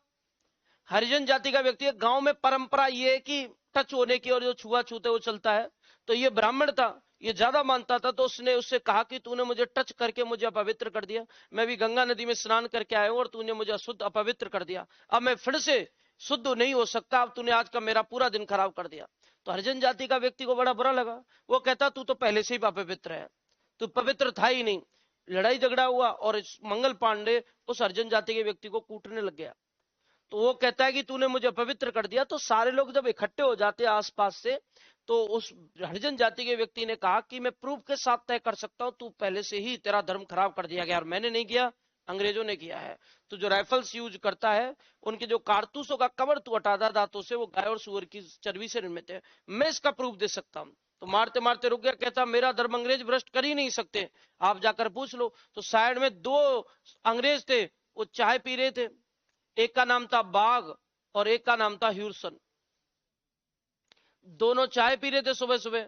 मंगल पांडे गया, ठीक है जानकारी लेकर आता हूं, और हरिजन जाति का व्यक्ति कहता अगर झूठ निकला तो मैं आज ही थैला पैक करके चला जाऊंगा यहां से, कभी छावनी में तुझे दिखूंगा नहीं। गया, इनसे कहा कि मुझे सच जाना है कि सही है, इन्होंने पहले तो मना कर दिया, लेकिन जब जोर दे के पूछा तो इन्होंने कहा तो तुझे सैलरी इसी की दे रहे हैं, कारतूसों को मुंह से खोलने की। तो ये और बुरा लगा, मतलब धर्म खराब हो चुका है मेरा, बिल्कुल धर्म खराब हो चुका है। तो इन्होंने धर्म के बारे में बोली, मंगल पांडे ने पिस्टल निकाली, सबसे पहली गोली इसको मारी, दूसरी इसको मारी, तुम जाओ पहले दो। और इसको बताते हैं पिस्टल को जमीन पर रख देता है, और जैसे गोली की आवाज सुनी सारे कर्मचारी आ जाते, पुलिस कर्मचारी घेर लेते हैं, उन्हें कहते भागने मत दो, कैद कर लो। तो मंगल पांडे ने कहा अगर भागना होता तो कब का भाग जाता, मार के भागना है ही नहीं, मुझे तो वहां जाना है जहां से लोगों को मैसेज दे सकूं, क्योंकि मेरा भागना आप कल ही घोषणा कर दोगे कि एक आतंककारी था, एक आतंकवादी था, कुछ भी नाम दे सकते हो मामले को दबाने के लिए, और मुझे ये मामला भारतीय लोगों तक पहुंचाना, तो इसलिए जेल में ले गए। वहां एक एक अदालत चली, अदालत में एक जज था रॉबर्ट हुक। उस रॉबर्ट हुक ने पूछा मंगल पांडे आप भागे क्यों नहीं, और आपको लगा था कि आप बच जाओगे और आप अपनी सफाई में कुछ कहना चाहते हैं। तो मंगल पांडे ने कहा मैं सफाई में कुछ नहीं कहना चाहता, रीजन ये है कि मेरी तय है सजा, मुझे आप छोड़ोगे नहीं जिंदा, मेरा मरना तय है। लेकिन मैं इस कटघरे में खड़े होकर भारतीयों को मैसेज दूंगा मैंने अपना काम कर दिया, और आज सारे भारतीय कसम खा लो एक भारतीय मरने से पहले कम से कम 2 अंग्रेजों को मारकर मरेगा, और यदि आपने कसम खा ली तो हम इनकी पीढ़ियों को जन्म लेने से पहले नष्ट कर देंगे। अंग्रेज हमारे मुकाबले है ही नहीं, मैं अपना काम खत्म करके सुकून से मर रहा हूं, मुझे इस चीज की शांति है, लेकिन मुझे उम्मीद है कि मेरा बलिदान, मेरा किया हुआ काम और मेरा दिया हुआ मैसेज कभी खत्म खराब नहीं होगा, आप इसको बखूबी निभाएंगे। इसलिए लोगों में चिंगारी हुई है, और ये चिंगारी के लिए नाना साहब ने योजना जनरेट की थी क्रांति की, और नाना साहब ने इनसे मोटिवेट होकर योजना बनाई थी और डिसाइड किया था कि 31 मई को क्रांति करेंगे, 31 मई 1857 को क्रांति करेंगे। और इसके प्रतीक बनाए गए थे 2, एक तो था कमल का फूल और दूसरी जो घटना है वो था रोटियां चपाती। लेकिन हमारे लोग 31 मई का वेट नहीं कर पाए, हमारे लोग कूद पड़े 10 मई को, और 10 मई को विद्रोह हुआ है मेरठ छावनी में। और मेरठ छावनी कहां है भाई, यूपी में। मेरठ कहां है, तो मैं आपसे कहूं कि नाना साहब ने क्रांति की योजना कब बनाई गई है, हमारे 2 प्रतीक, एक तो कमल का फूल और दूसरा कौन सा है, कमल के फूल को सारे लोगों को देकर ये कहा गया कि ये सैनिक छावनियों में बांटो और भारतीय सैनिकों को मोटिवेट करो अधिकार के लिए लड़ने के लिए। जैसे बाग में कमल का फूल अपने अधिकार के लिए, खुशबू के अधिकार के लिए लड़ता है, आपको आवाज उठानी है। ये रोटी और चपाती आप गरीब किसानों में गांव गांव बांटो और उनसे कहो ये लड़ाई आजादी की साथ साथ ये लड़ाई भूख की है, पेट की है, रोटी की है, आपके अधिकार की है। आपकी रोटी अंग्रेज छीन कर ले जा रहे हैं, तो आपकी रोटी आपके इस अधिकार के लिए लड़ना है, गरीब किसानों में बांटो। विद्रोह पहले ही हो गया, 40 सैनिक इतने विरोधी हो गए थे, मंगल पांडे से इतने प्रेरित थे, पहले ही कूद पड़े। मेरठ छावनी में विद्रोह हुआ, इनमें से बताते आधे सैनिक दिल्ली की ओर पूरी छावनी लूटकर चले जाते हैं, और मैं बंगाल इन्फेंट्री का एक सैनिक, बंगाल इन्फेंट्री नाम की एक सैनिक टुकड़ी थी, वो राजस्थान में 19 मई को पहुंचती है, राजस्थान पहुंची। 10 मई को विद्रोह हुआ है, एक बंगाल इन्फेंट्री 19 मई को राजस्थान पहुंची। मुझे बताओ मई में गर्मी पड़ती है सर्दी पड़ती है, गर्मी, तो मतलब ग्रीष्मकालीन टाइम चल रहा है। एजीजी ग्रीष्मकालीन टाइम में कहां रहता है, कहां रहता है, तो कहां जाएगा एजीजी से मिलने, माउंट आबू। तो इसका मतलब पहली राजस्थान में क्रांति की सूचना कहां पहुंची थी, माउंट आबू में। कब पहुंची थी, 19 मई को। कब पहुंची थी, 19 मई को। 19 मई को खबर पहुंची और गवर्नर जनरल ने भारत के ने आदेश दिया क्रांति में, उस समय एजीजी कौन था राजस्थान का, पैड्रिक लॉरेंस, उसने आदेश दिया अजमेर को बचा लो, यदि राजस्थान पे कंट्रोल रखना है तो। यदि अजमेर हाथ से निकला तो राजस्थान हाथ से निकल जाएगा। तो जितने भी भारतीय सैनिक अजमेर में हैं उन सारे लोगों को, हिंदू मुस्लिमों को दूर दूर भेज दो, और जितने अंग्रेज सैनिक हैं आपके पास और वफादार सैनिक टुकड़ियों ने अजमेर की बॉडीगार्ड बना दो, घेरा डलवा लो, क्योंकि आज पहला टारगेट क्रांतिकारियों का अजमेर रहेगा, क्योंकि राजस्थान को कंट्रोल पावर अजमेर में, या हमारा शस्त्रागार, कोषागार, सारी व्यवस्था यही है। अगर उन पर एक बार कब्जा हो गया क्रांतिकारियों का, तो मान लो अजमेर राजस्थान हमारे हाथ से निकल जाएगा। तो एक बहुत बड़ा क्षेत्र हमारे हाथ से निकलना मतलब वहां से जो विद्रोह फूटेगा वो पूरे भारत में अपना प्रभाव छोड़ेगा। इसलिए अजमेर की सुरक्षा बढ़ाओ। अजमेर में जितनी भारतीय सैनिक टुकड़ी थी, सैनिक थे, सबको एक एक से पलायन कर दिया, जिनमें एक सैनिक टुकड़ी थी 15वीं एनआई, जो 15वीं एनआई बंगाल इन्फेंट्री थी, वो भी उसे अजमेर में तोप खाने की सुरक्षा के लिए नियुक्त कर रखा था। अभी इसमें पेपर में क्वेश्चन आया फर्स्ट ग्रेड वाले में कि अजमेर में अंग्रेजों का जो तोप खाना था उसकी सुरक्षा के लिए कौन सी टुकड़ी नियुक्त की गई थी, तो 15वीं नहीं, लेकिन उसे ट्रांसफर कर दिया गया नसीराबाद। और यही कारण है कि राजस्थान में नसीराबाद में वो गई, वही टुकड़ी पहली विद्रोही बनती है राजस्थान में, और नसीराबाद में उसने विद्रोह किया है। इसलिए राजस्थान में क्रांति की शुरुआत नसीराबाद से हुई है। हमें यह ध्यान रखना है कि हमारा जो तत्कालिक कारण है वो ब्राउन वेस्ट के स्थान पे कौन सी राइफल से, एनफील्ड, जिनका निर्माण गाय व सुअर की चर्बी से होता है। पहली गोली कहां चली है, आपके कोई मतलब का नहीं है कि बैरकपुर छावनी में मंगल पांडे, ये मैंने आपको केवल कंसेप्ट, यानी जिससे कि आपकी कनेक्टिविटी हो सके। राज्य भारत में क्रांति की योजना बनाई गई, योजना भी आप ध्यान रखना, अंग्रेजों ने इतना कंट्रोल कर रखा था, भारतीय इकट्ठे भी नहीं हो सकते थे भारत में। इसलिए क्रांति की योजना बनाने के लिए एक ग्रुप भेजा गया था लंदन, कि उन्हीं के देश में जाकर योजना बनाओ, टेम्स नदी के किनारे इकट्ठे होकर। उनको लगेगा कि हम भारत को कंट्रोल कर सकते हैं, तो भारतीयों की हिम्मत ही नहीं हो सकती ब्रिटेन में कोई प्लानिंग करने की। इसलिए हमारे लोग योजना बनाने लंदन गए और क्रांति की योजना लंदन में टेम्स नदी के किनारे बैठकर हुई है, ब्रिटेन में। वहां योजना बनी, और जब वहां योजना बनाते हैं तो दो व्यक्ति थे, अजीमुल्ला खां और राणोजी बापू, उन्होंने योजना बनाई है। और योजना बनाने के बाद उन्होंने नाना साहब को खबर भेजी है कि आप तैयारी कर ले, हमने योजना बना ली है, लेकिन एक ऐसी जगह डिसाइड करें जहां हम योजना को ज्यादा से ज्यादा लोगों तक क्रियान्वयन कर सकें। आप कोई प्लानिंग बना रहे हैं लेकिन जनता तक पहुंची नहीं, प्लानिंग क्रियान्वित कैसे होगी, कैसे वो आगे बढ़ेगी? तो एक ऐसी जगह डिसाइड करें जहां ज्यादा से ज्यादा भारतीय इकट्ठे हो सकें, और इकट्ठे होने के बाद हम ज्यादा से ज्यादा योजना उन तक पहुंचा सकें, उनको उनके मकसद दे सकें। इसलिए भारत में क्रांति की योजना जो बनी है वो बिठूर गांव है, और ये बिठूर गांव है कानपुर में, जहां नाना साहब के नेतृत्व में लोग इकट्ठे हुए और यहां लोगों को रोटी दी, कमल का फूल दिया, और एक डेट बताई उनको। डेट कर देती है 31 मई, और ये बताते हैं यहां से जब क्रांति की योजना बन गई, 10 मई को विद्रोह पहले होगा मेरठ से, जहां से एक सैनिक टुकड़ी 19 मई को कहां पहुंचती है, राजस्थान। राजस्थान में कहां पहुंचती है, माउंट आबू। एजीजी को खबर दी, मकसद अजमेर बचा लो, राजस्थान बचाना है। तो एजीजी किसकी सुरक्षा में लग गया, अजमेर की में लग गया, जिसके कारण एक निर्णय उनके द्वारा किया गया, 15वीं एनआई को अजमेर से हटाओ। वो नसीराबाद गई और रास्ते में उनके गुस्सा फूट पड़ा कि हम इनकी इतनी वफादारी करने के बाद भी सक्के घेरे में रहते हैं, तो क्यों वफादारी करनी है। इसलिए वो नसीराबाद जाकर विद्रोह कर देते हैं, जिनका लीडर एक व्यक्ति था, उनका सीनियर व्यक्ति बख्तावर सिंह, उसने उनका नेतृत्व किया है। तो हमें केवल इतना पढ़ना है कि ये इसके कारण है, और ये हमारी क्या है, योजना है। जिसके बाद हम राजस्थान में उसको देखेंगे कहां से क्रांति हुई। तो मेरे साथ बना लेंगे।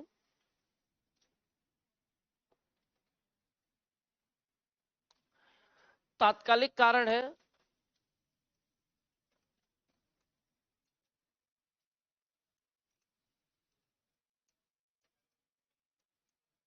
ब्राउन वेस्ट राइफल्स के स्थान पर।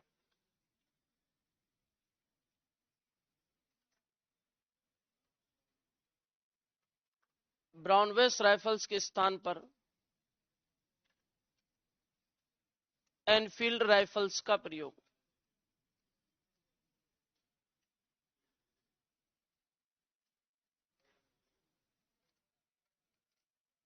प्रयोग जिनके कारतूसों में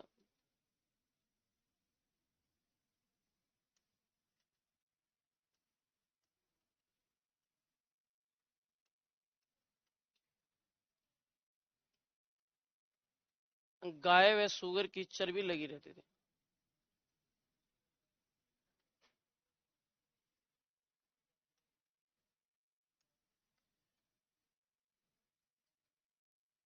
गाय व सुअर की चर्बी लगी रहती थी।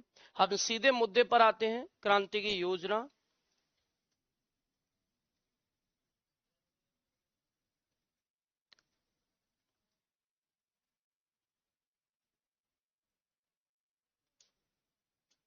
और क्रांति की योजना की बात करें तो ये योजना करता, दो लोग इसके योजना करता थे।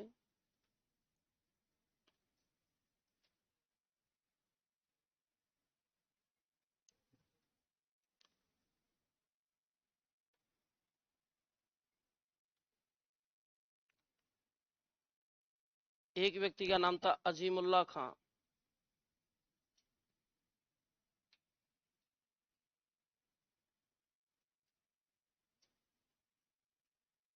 एक का नाम था राणोजी बापू।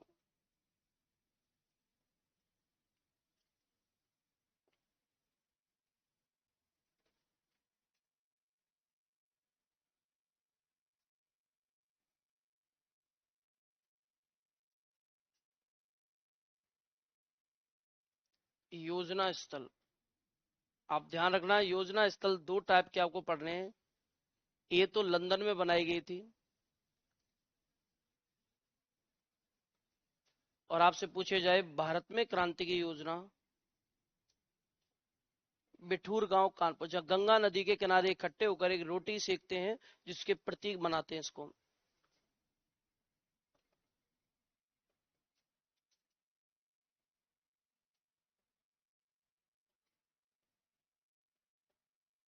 भारत में क्रांति का योजना स्थल है बिठूर गांव कानपुर यूपी।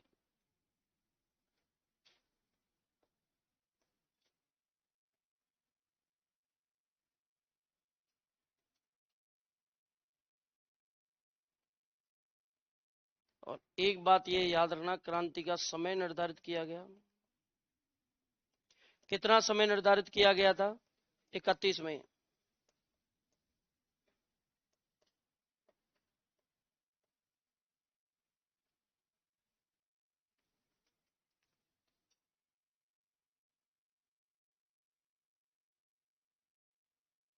क्रांति का समय निर्धारित किया गया 31 मई 1857। और दूसरा पॉइंट ये आता है क्रांति का समय निर्धारित करने के बाद, क्रांति का प्रतीक क्या बनाया गया भाई? बिल्कुल,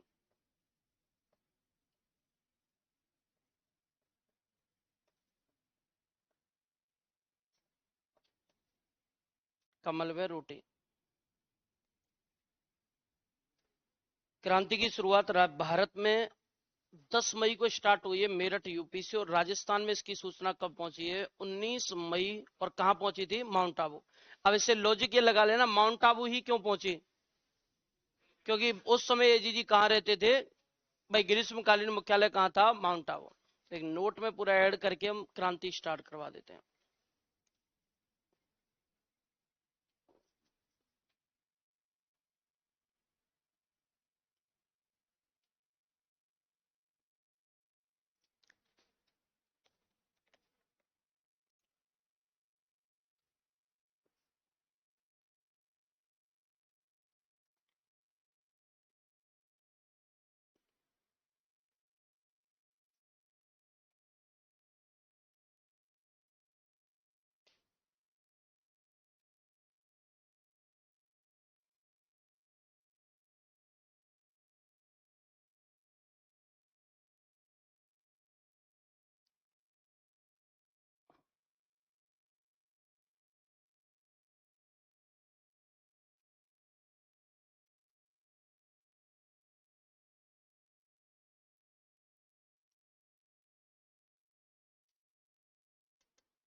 बन गया। अब एक स्टेप लिखना है, उसके बाद हमारा राजस्थान में स्टार्ट हो जाएगी। क्योंकि अगर इनको स्टार्टिंग में नहीं पढ़ते तो हमारी क्या एक पूरे कंसेप्ट क्लियर नहीं होता है क्रांति को कहां से स्टार्ट करें। अब हमें क्या है, क्रांति पढ़ रहे हैं, बिल्कुल लोड ही नहीं आएगा, आपको भी इंटरेस्ट आएगा और आपके सारे तथ्य क्लियर होते जाएंगे सीधे सीधे। तो भारत में क्रांति की शुरुआत कब हुई है भाई? 10 मई 1857 को मेरठ छावनी से। राजस्थान में इसकी सूचना कब पहुंची है? 19 मई को बंगाल इन्फेंट्री द्वारा माउंट आबू में एजीजी को इसकी सूचना दी गई है। क्रांति राजस्थान में नसीराबाद से स्टार्ट हुई है, वो कैसे हुई उसको अपन पढ़ेंगे, तो नोट लगा लो इसके नीचे।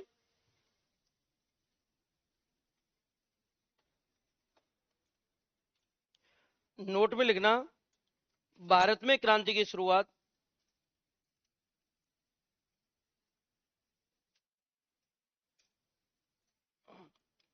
भारत में क्रांति की शुरुआत 10 मई 1857 को, भारत में क्रांति की शुरुआत 10 मई 1857 को मेरठ छावनी,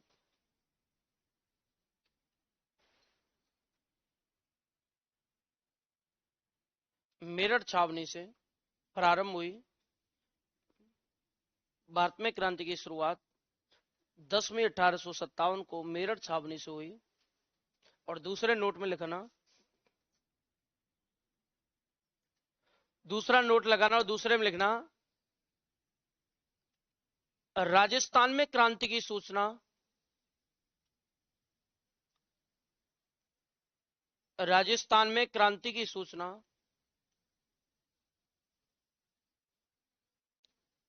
बंगाल इन्फेंट्री द्वारा, राजस्थान में क्रांति की सूचना बंगाल इन्फेंट्री द्वारा, बंगाल इन्फेंट्री द्वारा 19 मई को, 19 मई को माउंट आबू में, 19 मई को माउंट आबू में एजीजी को दी गई। माउंट आबू में एजीजी को दी गई। ठीक है, तो आप ध्यान रखना, राजस्थान में क्रांति की सूचना किसके द्वारा दी गई है? बंगाल इन्फेंट्री द्वारा। कब दी गई है भाई? 19 मई को। कहां दी गई है? 19 माउंट आबू। और किसको दी गई है? एजीजी। क्या मकसद है, क्या घोषणा, क्या सूचना दी गई थी उनको कि किसको सुरक्षा बढ़ा लें जल्दी से जल्दी? किसकी सुरक्षा बढ़ानी है? अजमेर की। अजमेर बचा रहेगा तो राजस्थान बचेगा, इसलिए ये अजमेर की सुरक्षा करने लग जाते हैं। और अजमेर की सुरक्षा करते हैं तो उस दौरान एक जो उनके द्वारा निर्णय लिया गया था, सबसे मेन मकसद उन्होंने कहा गया था जितने भारतीय सैनिक है सबको यहां से हटाकर दूर भेज दीजिए, और जितने भी अंग्रेजी यूरोपीय सैन्य टुकड़ी हैं और जितनी भी अंग्रेजों की वफादार सैनिक टुकड़ी हैं उनको अजमेर में नियुक्त करो, जिससे कि अजमेर सुरक्षित बचाया जा सके। अब इसलिए मानते हैं कि राजस्थान में उस दौरान एक निर्णय लिया गया अंग्रेजों द्वारा, जिसके कारण यहाँ क्रांति शुरू हुई है। तो हमारी क्रांति की जो शुरुआत हुई है राजस्थान में वो हुई है नसीराबाद से। तो राजस्थान में क्रांति की शुरुआत कहां से मानी जाएगी भाई? नसीराबाद छावनी से। जबकि भारत में क्रांति की शुरुआत कहां से हुई है? अरे कहां से हुई है? समय से पहले हुई थी या बाद में? पहले, मतलब 31 मई को करनी थी, लेकिन हो कब गई है? 10 मई को। भारत में क्रांति की शुरुआत मेरठ से, और राजस्थान में क्रांति की शुरुआत कहां से होगी? नसीराबाद से। नसीराबाद में पहले आपको लिखना नहीं है, केवल सुनना है। यहाँ कुछ कैरेक्टर हैं नसीराबाद में। जैसे पहला है भाई, यहाँ का अंग्रेज अधिकारी कौन था, कि इस पूरी की पूरी सैन्य टुकड़ी को, पूरी की पूरी छावनी को कंट्रोल कौन कर रहा था? तो यहाँ एक अंग्रेज अधिकारी नियुक्त कर रखा था। अभी लिखना मत, सुनना एक बार। इसके बाद बात आती है कि यहाँ जो अंग्रेज अधिकारी था, यहाँ नियुक्त सैन्य टुकड़ियां, यहाँ अपन बात करें विद्रोही सैन्य टुकड़ियां, कि विद्रोह कौन कौन सी सैन्य टुकड़ियों ने किया था? विद्रोही सैन्य टुकड़ियां। इसके बाद एक आता है नेतृत्वकर्ता, नेतृत्वकर्ता आता है। इसके बाद आता है विद्रोह का समय, विद्रोह कब हुआ, विद्रोह का समय आता है। फिर आता है मारे गए अंग्रेज, कौन कौन से अंग्रेज थे जो मारे गए, मारे गए अंग्रेज। इसके बाद आता है घायल अंग्रेज, घायल अंग्रेज कौन थे। फिर आता है यहां अंग्रेजों की वफादार सैन्य टुकड़ी की कौन सी थी? अंग्रेजों की वफादार सैन्य टुकड़ी, वफादार सैन्य टुकड़ी। एक ये भी, क्योंकि लेटेस्ट यही है, ये जो दोनों लाइन है ये लेटेस्ट, इनको याद रखना है। एक आती है यहां विद्रोह का दमन कौन सी सैन्य टुकड़ी ने किया, यहां विद्रोह का दमन कौन सी सैन्य टुकड़ी ने किया। अब इसको समझेंगे, पूरा का पूरा मैटर क्या है ये मैंने तथ्य बना दिए, और ये तथ्य ही जो आपको याद करने। पहली बात ये है कि ये बताया जाता है युद्ध, इस क्रांति का रीजन क्या हो सकता है। रीजन है भाई यहाँ कारण क्या है। तो कारण में आपको ये ध्यान रखना है कि कारण है कि एक सैन्य टुकड़ी थी 15वीं एनआई, और 15वीं एनआई जो सैन्य टुकड़ी, इसके बारे में ये कहा जाता है कि ये अंग्रेजों के अजमेर में तोप खाने की सुरक्षा के लिए नियुक्त की गई थी। ये भी बंगाल इन्फेंट्री का एक हिस्सा था, और अजमेर में तोप खाने की सुरक्षा के लिए नियुक्त की गई थी। अभी जो फर्स्ट ग्रेड में पूछा गया है, ये तोप खाने वाला क्वेश्चन ही आया है कि राजस्थान में अजमेर के में अंग्रेजों के तोप खाने की सुरक्षा के लिए कौन सी सैन्य टुकड़ी थी? 15वीं एनआई। जब ये सुरक्षा कर रही है, लेकिन तभी 19 मई को क्या खबर आई, जितनी भारतीय सैन्य टुकड़ी है सबको बाहर भेज दो अजमेर से। इस 15वीं एनआई में सारे के सारे सैनिक भारतीय थे, और इसलिए निर्णय लिया गया तो इसको यहां से ट्रांसफर कर दिया, और इसको ट्रांसफर कर दिया गया नसीराबाद, कि इसे नसीराबाद भेज दीजिए। तो पहले तो इनको लगा शायद सैनिक एक्स्ट्रा हो रहे इसलिए में भेजा जा रहा है, लेकिन इनको ही रास्ते में खबर मिली कि यहाँ यूरोपीय सैन्य टुकड़ियां तैनात कर दी हैं। तो ये समझ गए गणित पूरा का पूरा कि इन्हें हम पर विश्वास नहीं है, ये अजमेर को बचाना चाहते हैं। जब ये सैन्य टुकड़ी 15वीं नसीराबाद पहुंची, तो नसीराबाद पहुंचने के बाद इन्होंने क्या एक्शन लिया, देखो यहां एक शब्द लिख रहा है, यहां कौन सा शब्द लिख रहा है? अंग्रेज अधिकारी। यहां एक अंग्रेज अधिकारी था प्रचार्ड, कि बताइए कि नसीराबाद में अंग्रेज अधिकारी कौन सा था? प्रचार्ड। प्रचार्ड को एक आदेश दिया पैट्रिक लॉरेंस एजीजी, एजीजी ने कहा है कि प्रचार्ड यहां 15वीं एनआई सैन्य टुकड़ी गई है, तो आप बिल्कुल इसको सीरियस लें इस मैटर को। जब वो यहां से वहां गए, कई सालों से जब वो अजमेर हैं, उन्हें ट्रांसफर किया है, तो सामान्य तरीके से नहीं गए हैं। उनके मन में कहीं ना कहीं भ्रांतियां होंगी, और वो चिंगारी कभी भी आग का रूप ले सकती है। जब वो चिंगारी आग का रूप ले, उससे पहले उसको जला दीजिए। और इसलिए आपको क्या करना है, जितने भी भारतीय सैनिक नसीराबाद में हैं, उन सबके हथियार जब्त कर लो।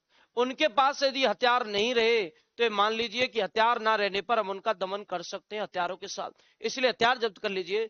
जब 15वीं एनआई सैनिक टुकड़ी वहां पहुंची तो प्रिचार्ड के आदेश पर भारतीय सैनिकों के नसीराबाद में हथियार जब्त कर लिए। हथियार जब्त कर लेते हैं तो ये जो 15वीं एनआई थी, इसका जो शक रास्ते में यहां से जब यहां तक आ रहे थे तब ये शक के घेरे में थे अंग्रेजों के, और अंग्रेजों के बारे में बात करते हो रहे ऐसा क्या हुआ, इन्हें हम पर विश्वास क्यों नहीं है। गुस्सा तो था लेकिन हथियार और जब्त कर लिए आते, और इनका लीडर था, इनका सीनियर व्यक्ति था एक बख्तावर सिंह। तो 15वीं एनआई के सारे सैनिक इकट्ठे हुए, उन्होंने कहा बख्तावर सिंह जी आप हमारे लीडर हैं, हमारे सीनियर व्यक्ति हैं, आप हमें ये बताइए सैनिक बिना हथियारों के रह सकता है क्या। उन्होंने कहा ये परंपरा है, ये बहुत टाइम से चला आ रहा है, सालों से, एक सैनिक बिना हथियारों के नहीं रह सकता, लेकिन इन्होंने हमारे हथियार जब्त कर लिए, इसका मतलब इनके माइंड में कुछ और चल रहा है, कोई और ही फील्डिंग तैयार करें। बख्तावर सिंह जी आपसे हमारी रिक्वेस्ट है, आप इस प्रचार के दफ्तर में जाएं और इससे बस इतना जान लें कि हथियार जब्त करने का रीजन क्या है, क्योंकि अब यदि हम कंफ्यूजन दूर नहीं करेंगे तो वो जो गुस्सा है वो धीरे धीरे और पनपता जाएगा। जब तक आपको वो चीज भाई क्लियर नहीं करेंगे मुद्दा क्या है, तब तक कैसे हम रहे चैन से। इसलिए आप जाएं और प्रचार से पूरा जवाब मांगे। तो बख्तावर सिंह 15वीं एनआई सैनिक टुकड़ी की तरफ से सभी लोगों की तरफ से प्रचार के ऑफिस में गया। ऑफिस में कहा कि मेरे लोग बाहर खड़े हैं, उन्हें बड़ी समस्या है, बहुत ज्यादा शिकायत है आपसे, लेकिन शिकायतों का मसला बाद में होता रहेगा, सबसे बड़ा मुद्दा यह है कि हम लोग जानना चाहते हैं कि आपने हमारे हथियार क्यों जब्त किए, हमें जवाब चाहिए जिससे मैं उनको बता सकूं। गुस्से में भी है और शिकायतें बहुत हैं। तो प्रचार ने कोई जवाब नहीं दिया। बख्तावर सिंह ने फिर कहा कि मैं एक बार और पूछता हूं, हमें जवाब चाहिए, हम बिना जवाब लिए नहीं रहेंगे। उन्होंने कहा कि हमारे हथियार क्यों जब्त किए गए। प्रचार ने कोई जवाब नहीं दिया। बख्तावर सिंह समझ गया ये हमें सीरियस ही नहीं लेते। बख्तावर सिंह ने थोड़ा सा आगे बढ़कर कहा प्रचार जी ये लास्ट बार पूछ रहा हूं, यदि मैं खाली हाथ लौटा बिना जवाब के तो याद रखना उसके बाद मेरा बाहर जाना एक बड़े विद्रोह को जन्म देगा, क्योंकि मैं उनको जब सच बताऊंगा इतने गुस्से में है कि वो कुछ भी कर सकते हैं, फिर छावनी और छावनी वाले कोई सबके प्राण संकट में रहेंगे। मुझे जानना है कि हमारे हथियार क्यों जब्त किए गए। लेकिन प्रचार ने कोई सीरियस नहीं लिया, फिर भी कोई जवाब नहीं दिया। वो बाहर गया और उसे कहकर जाता अब जो करना है अब आप रोक सकते हो तो रोक के दिखाओ। वो बाहर जाकर अपने सैनिकों को कहता भाइयों अब इन अंग्रेजों को हमारी कोई वैल्यू नहीं है, हमारी कोई जरूरत नहीं है, हम पर विश्वास नहीं है, वो हमें जवाब देना भी सही सही ठीक नहीं समझते। जब हमें जवाब लायक ही नहीं समझते तो क्या वफादारी। बंदूक उठाओ, समय आ चुका है मंगल पांडे का जो चिंगारी है उसको आग देने का। और बख्तावर सिंह ने नेतृत्व किया और 28 मई को ये बताते हैं 28 मई 1857 में इनके नेतृत्व में विद्रोह हो गया। अब बात आती है राजस्थान में क्रांति की शुरुआत कहां से हुई है, कहां से हुई है। अच्छा रीजन पूछे तो रीजन क्या है, क्या कर लिए गए थे। अच्छा लीडर पूछे तो कौन है, और विद्रोह कब हुआ है भाई। एक और रीजन है 15वीं एनआई को उठाकर कहां भेज दिया, और ये विद्रोह हुआ। इस विद्रोह में अंग्रेज समझते थे हमें देखकर भारतीय डर जाते हैं, इसलिए बताते हैं कि जब इन्होंने विद्रोह किया तो 2 अंग्रेज इनके सामने आ गए और इन्हें लगा कि ये डर जाएंगे। लेकिन बख्तावर सिंह ने कहा कि भवानी खून मांगती है, कोई भी क्रांति बिना बलि के बिना खून विसर्जन के भवानी को खुश किया आप आगे नहीं बढ़ सकते, और भवानी खून मांग रही है और ये अंग्रेज अधिकारी इस चीज के लिए सही जगह है, सही व्यक्ति है। तो न्यू वरी स्पॉटिश बॉडी ने रोकने आए तो इनके टुकड़े टुकड़े कर दिए, इनके गले उड़ा दिए गए थे, सर काट दिए, इनके टुकड़े टुकड़े करके इन्होंने जय भवानी का नाम लिया और आगे बढ़ गए। ये बताते हैं कि जब ये आगे जा रहे थे और पूरी छावनी लूट रहे थे तो 2 अंग्रेज अधिकारी ने रोकने की कोशिश करते हैं। एक तो था मेजर हार्डी,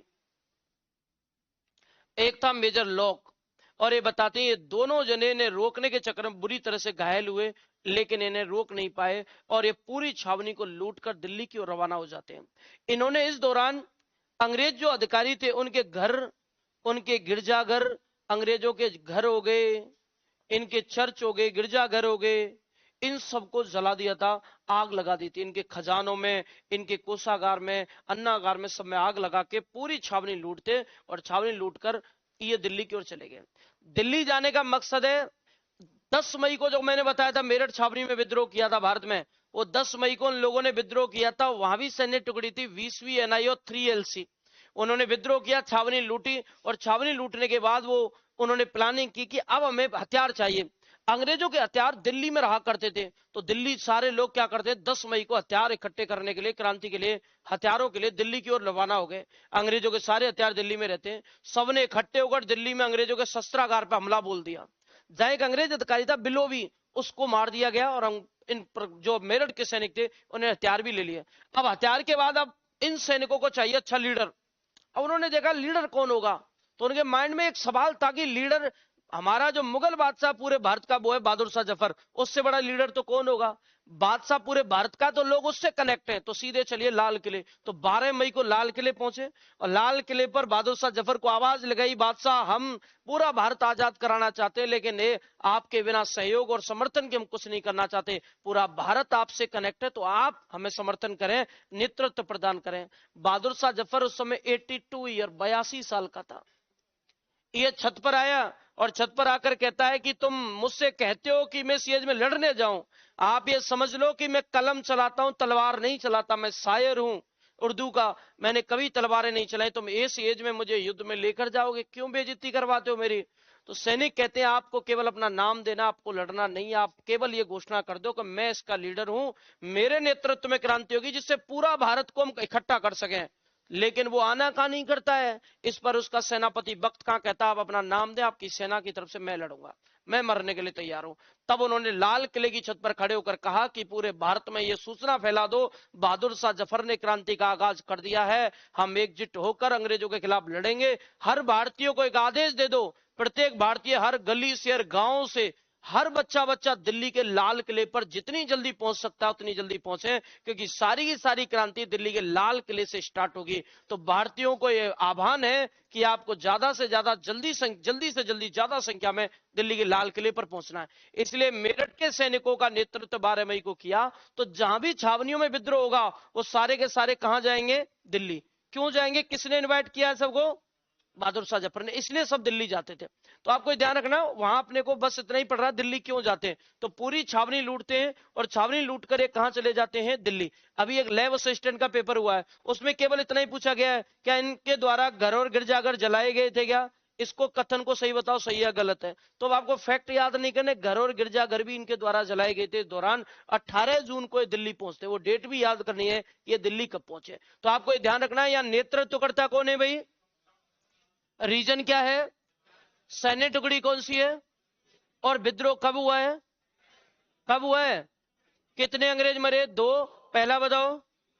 दूसरा बताओ, आजकल आ रहे घायल कितने हुए, 2, एक तो हार्डी और एक कौन सा है, ये घायल होने वाले अंग्रेज हैं जो घायल हो गए थे। यहां आपको मैं बताऊंगा कि यहाँ इनके द्वारा घर अंग्रेजों को क्या जला दिए गए थे, गिरजाघर। और दूसरी बात ये ध्यान रखना, ये जब विद्रोह कर देती है छावनी, तो इसके साथ एक नई सैन्य टुकड़ी और जुड़ गई थी, 30वीं एनआई।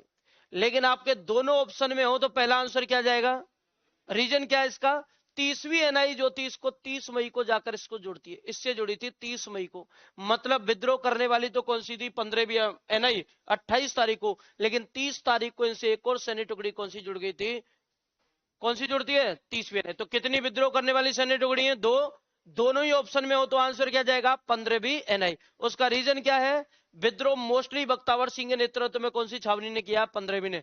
30वीं एनआई तो बाद में इसमें ऐड होती है। तो आप मुझे बताइए इसमें अंग्रेज अधिकारी कौन था भाई, नसीराबाद में कौन सा था। अब मैं आपसे कहूं बताइए विद्रोही सैन्य टुकड़ी कौन कौन सी बताओगे, 15वीं एनआई और, अच्छा दोनों ऑप्शन में हो तो क्यों 15वीं क्यों आंसर दोगे आप, पहले किया है। तो 15वीं एनआई और 30वीं बताइए, 15 एनआई का क्या अर्थ है, नेटिव इन्फेंट्री, एनआई मतलब, अच्छा मैं आपसे कोई इसमें मुख्य सैन्य टुकड़ी, विद्रोही सैन्य टुकड़ी कौन सी थी, 15वीं एनआई। अब मेरे साथ बना लो इसको,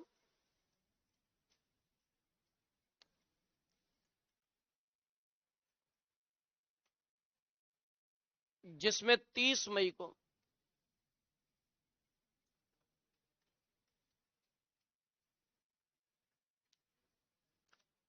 तीसवीं एनआई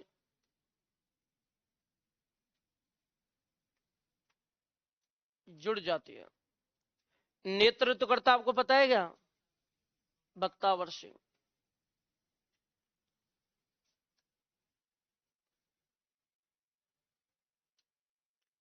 विद्रोह कब हुआ, समय टाइमिंग क्रांति का, 28 मई।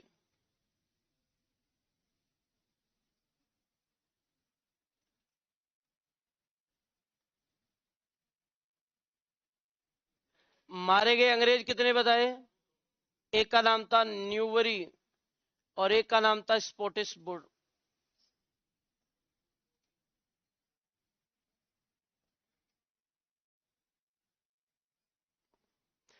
घायल कितने बताए थे? 2। एक तो मेजर लॉक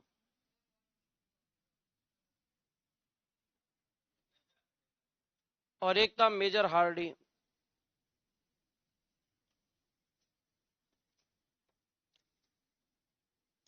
वफादार सैन्य टुकड़ी बम्बई लांसर्स अंग्रेजों की वफादार रहती है।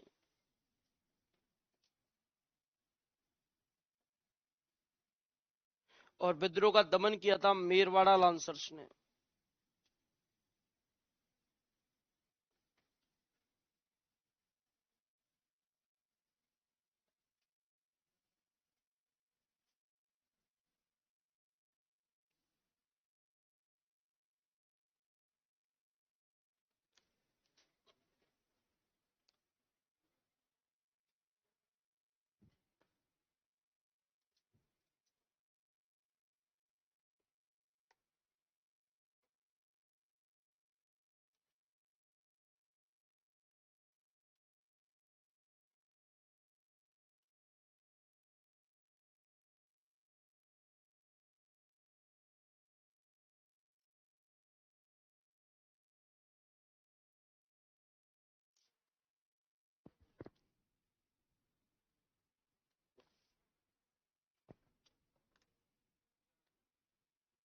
प्रचार।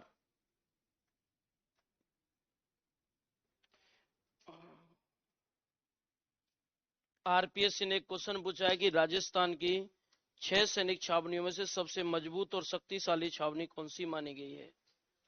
यह आरपीएससी का क्वेश्चन है। नसीराबाद को गठित किया गया था 18 नवंबर 1818 को। सबसे मजबूत है डेविड डॉक्टर लोनी द्वारा।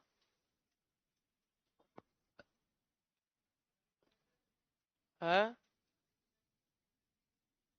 क्या कह रहे हैं?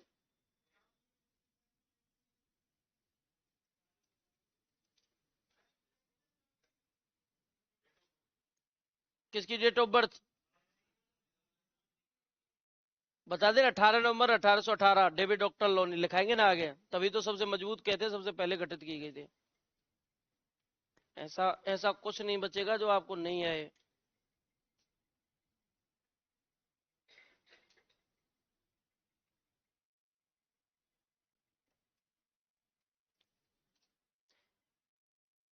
भारत में क्रांति की शुरुआत मतलब कारण क्या है क्रांति का? राइफल्स। और नसीराबाद में क्रांति का कारण भाई, अगर पर्टिकुलरली अपन एरिया के हिसाब से देखें, छावनी के हिसाब से, तो हथियार जब्त करना हो गया। क्या हो गया? हथियार जब्त करना। अच्छा, अजमेर में तोप खाने के लिए कौन सी सैनिक टुकड़ी थी? 15 भी है, तो ट्रांसफर किया गया। मुद्दा तो वहीं से उठा ना, ट्रांसफर करना। यदि ट्रांसफर नहीं करते तो शायद इतनी स्थिति नहीं होती। इनके घर अंग्रेजों के और उनके गिरजाघरों को जलाया गया है। एक तो ये आपको ध्यान रखना, लेटेस्ट या इसी टाइप के क्वेश्चन आ रहे हैं आजकल। एक बात आती है भाई कि इस छावनी में नसीराबाद छावनी है, इसको सबसे मजबूत छावनी कहते हैं। और यहाँ के जो सैनिक थे पूरी छावनी को लूटकर दिल्ली गए। तो दिल्ली कब पहुंचे थे? 18 जून को। 18 जून 1857 को दिल्ली पहुंच जाते हैं। मैंने अब वो जो बात आपको बहादुर शाह वाली बताई है, इसीलिए बताई है कि दिल्ली क्यों जा रहे थे सारे लोग, क्योंकि बहादुर शाह ने पूरे भारतीयों को इन्वाइट ही लाल किले पर किया था, जहां से हम एक साथ मिलकर विद्रोह कर सकें। क्रांति सफल ना होने का रीजन ये है, हम में एकता नहीं हो पाई। रानी लक्ष्मीबाई झांसी के लिए लड़ रही है, बेगम हजरत महल अपने लखनऊ के लिए लड़ रही है, नाना साहब केवल कानपुर के लिए लगे हुए हैं, बहादुर शाह दिल्ली के लिए लगे हुए हैं, कुंवर सिंह बिहार के लिए लगा हुआ है। तो सब अपने अपने एरिया की सुरक्षा में लगे हुए थे, एक हुए नहीं, जिसके कारण अंग्रेजों ने एक एक से सबका दमन किया। पहले बिहार वालों का दमन किया, बिहार में जाकर लखनऊ में जाकर लखनऊ वाले का दमन किया। अगर वो एक साथ मिल जाते तो फिर ये मान लो कभी अंग्रेज सफल हो ही नहीं पाते, हम मिल नहीं पाए एक तरह से। और उसका रीजन ये है समय से पहले चीजों का हो जाना, क्योंकि उससे पहले 31 मई तक ये प्लानिंग थी, भारत के कोने कोने में क्रांतिकारी तैयार करके सबको हथियार पहुंचाने हैं। जैसे कि जैसे ही डंका बजे, जैसे ही शंखनाद हो, तो सारे लोग अपनी तैयारियों के साथ कूद पड़े। लेकिन तब तक तैयारी पूरी हो ही नहीं पाई थी, 21 दिन पहले ही सारा का सारा हो गया और हथियार पकड़ लिए गए थे रास्तों में, इसलिए कुछ नहीं हो पाया। ठीक है, अब एक बात समझो, यहाँ मरने वाले अंग्रेज कितने? 2, एक न्यूबरी और एक स्कॉटिश बोर्ड। यहाँ एक और बात आती है, बताया जाता है यहाँ कि एक ऐसा व्यक्ति था जो दिल का दौरा पड़ने से मारा गया था, दिल का दौरा पड़ने से मारा गया था। अब यहां से एक चीज और मैं आपको बताऊंगा कि यहां आपको एक बात ध्यान रखनी है कि यहाँ एक तो अंग्रेजों की वफादार सैनिक टुकड़ी हो गई, तो अंग्रेजों की वफादार कौन सी है? बम्बईला। यहाँ दमन करने वाली कौन सी है? मेरवाड़ा लांसर्स या मेरवाड़ा बटालियन। यहाँ मुझे बताइए कि सबसे पहली बात आती है, यहाँ क्या क्या जलाया गया था अंग्रेजों का? अंग्रेजों के घर, और क्या जलाए गए थे? गिरजाघर। एक तो ये है, तो लेटेस्ट ये भाई गिरजाघर। अच्छा, ये दिल्ली कब पहुंचे थे यहाँ के सैनिक? 18 जून को। कब पहुंचे थे? अब मैं आपसे पूछूं, बताइए कि इस छावनी की स्थापना कब की गई थी? तो इसकी स्थापना की गई थी 18 नवंबर 1818 को। इसकी स्थापना करते हैं डेविड ऑक्टरलोनी, और डेविड ऑक्टरलोनी ने इसकी स्थापना की है। इसे राजस्थान की सबसे मजबूत, और ये बताते हैं कि सबसे शक्तिशाली छावनियों में माना गया है कि सबसे मजबूत और शक्तिशाली छावनी थी। नसीराबाद में क्रांति का कारण है अंग्रेजों द्वारा भारतीय सैनिकों के हथियारों को जब्त करना। तो ये 3 तथ्य हैं कि जलाया क्या गया, दिल्ली कब गए, और ये छावनी कब बनाई गई है। ये 3 पॉइंट तीनों नोट में लिखने, तीनों इंपोर्टेंट है अब के लिए। ये तो क्या बहुत सालों से चलते आ रहे हैं, फिक्स पॉइंट है, तो इनको लिखना है। तो पहला नोट लगाएंगे,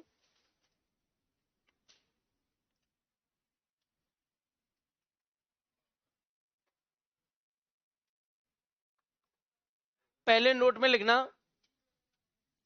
यहां सैनिकों ने अंग्रेजों के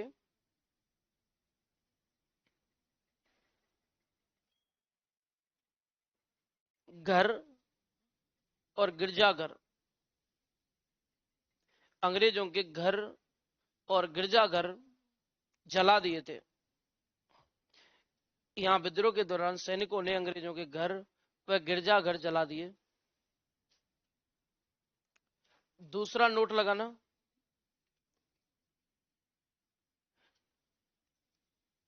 नसीराबाद के सैनिक,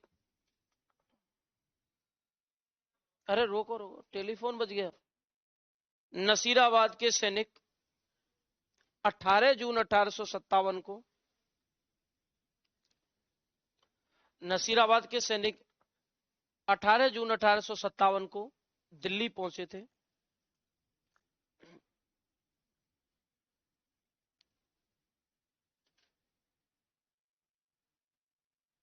अठारह जून 1857 को दिल्ली पहुंचे थे। अगला नोट लगाएंगे, राजस्थान की सबसे मजबूत, राजस्थान की सबसे मजबूत व शक्तिशाली, राजस्थान की सबसे मजबूत व शक्तिशाली सैनिक छावनी, राजस्थान की सबसे मजबूत व शक्तिशाली सैनिक छावनी नसीराबाद थी। नसीराबाद थी, जिसकी स्थापना नसीराबाद थी जिसकी स्थापना डेविड ऑक्टरलोनी द्वारा, जिसकी स्थापना डेविड ऑक्टरलोनी द्वारा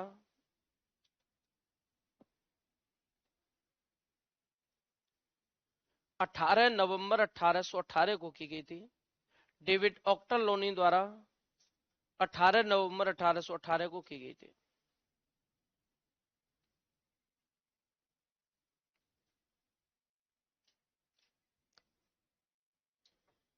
ठीक है, अब एक बात समझेंगे यहां से। अच्छा, क्रांति का कारण, नसीराबाद में विद्रोह का कारण हथियारों को जब्त करना, तो एक और नोट लगाएंगे,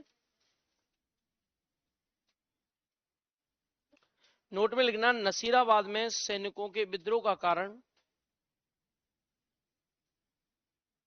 नसीराबाद में अंग्रेज सैनिकों के विद्रोह का कारण अंग्रेजों द्वारा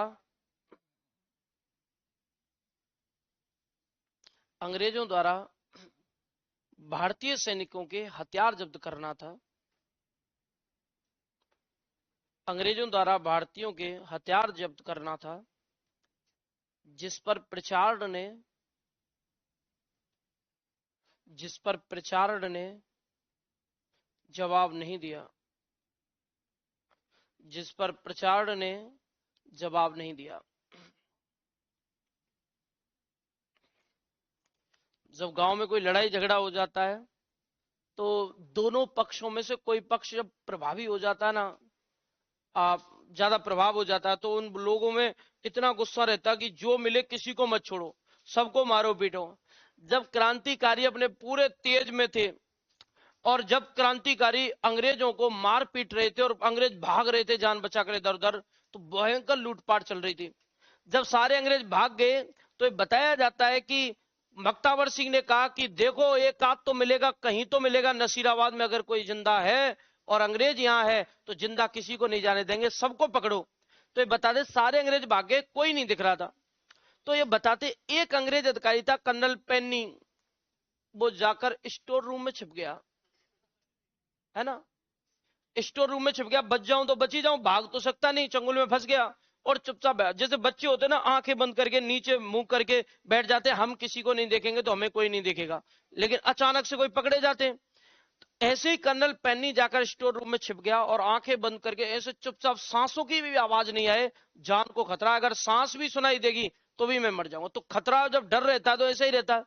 और ये बताते बख्तावर सिंह ने कहा ढूंढो, वो एक आध मिल जाए तो उसकी भी हत्या कर दो। और ये बताते कोई नहीं मिला तो ये चुपचाप छिपा हुआ था, आंखें बंद करके चुपचाप। लेकिन तभी सैनिक जो थे स्टोर रूम में पहुंच गए और अचानक से किसी को देखते हैं तो ऐसे ये मिल गया एक और, अचानक से सैनिक को एक और मिल गया, ये बैठा आंखें बंद करके। ऐसी आवाज जैसे ही कर्नल पेन्नी ने सुनी, ऊपर देखा, तुरंत दिल का दौरा पड़ गया। और दिल का दौरा, हृदय घात से मरने वाला अंग्रेज अधिकारी कौन था? Colonel Penney.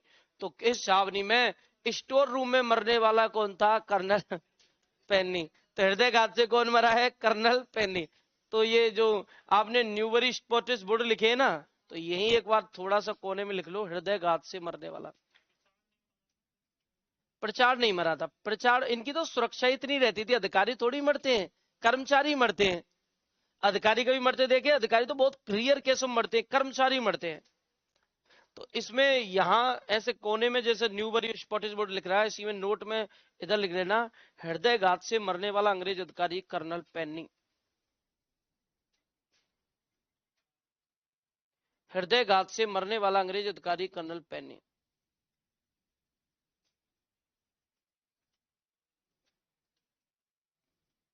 हृदय घात से मरने वाला अंग्रेज अधिकारी कर्नल पेन्नी।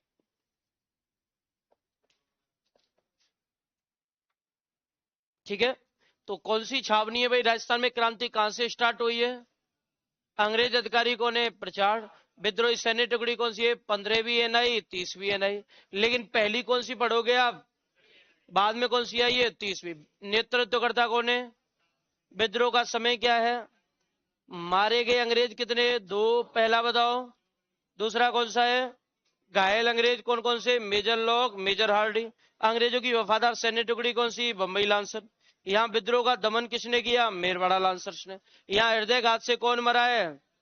यहाँ किनको जलाया गया? अंग्रेजों के घर और गिरजाघर। दिल्ली कब पहुंचे ये? और ये छावनी कब बनाई गई है? 18 नवंबर 1818। किसके द्वारा बनाई गई? राजस्थान की सबसे मजबूत और शक्तिशाली छावनी कौन सी है? बाकी कब पढ़ेंगे? चलिए, नहीं मुझे जाना था, तुम चल दिए।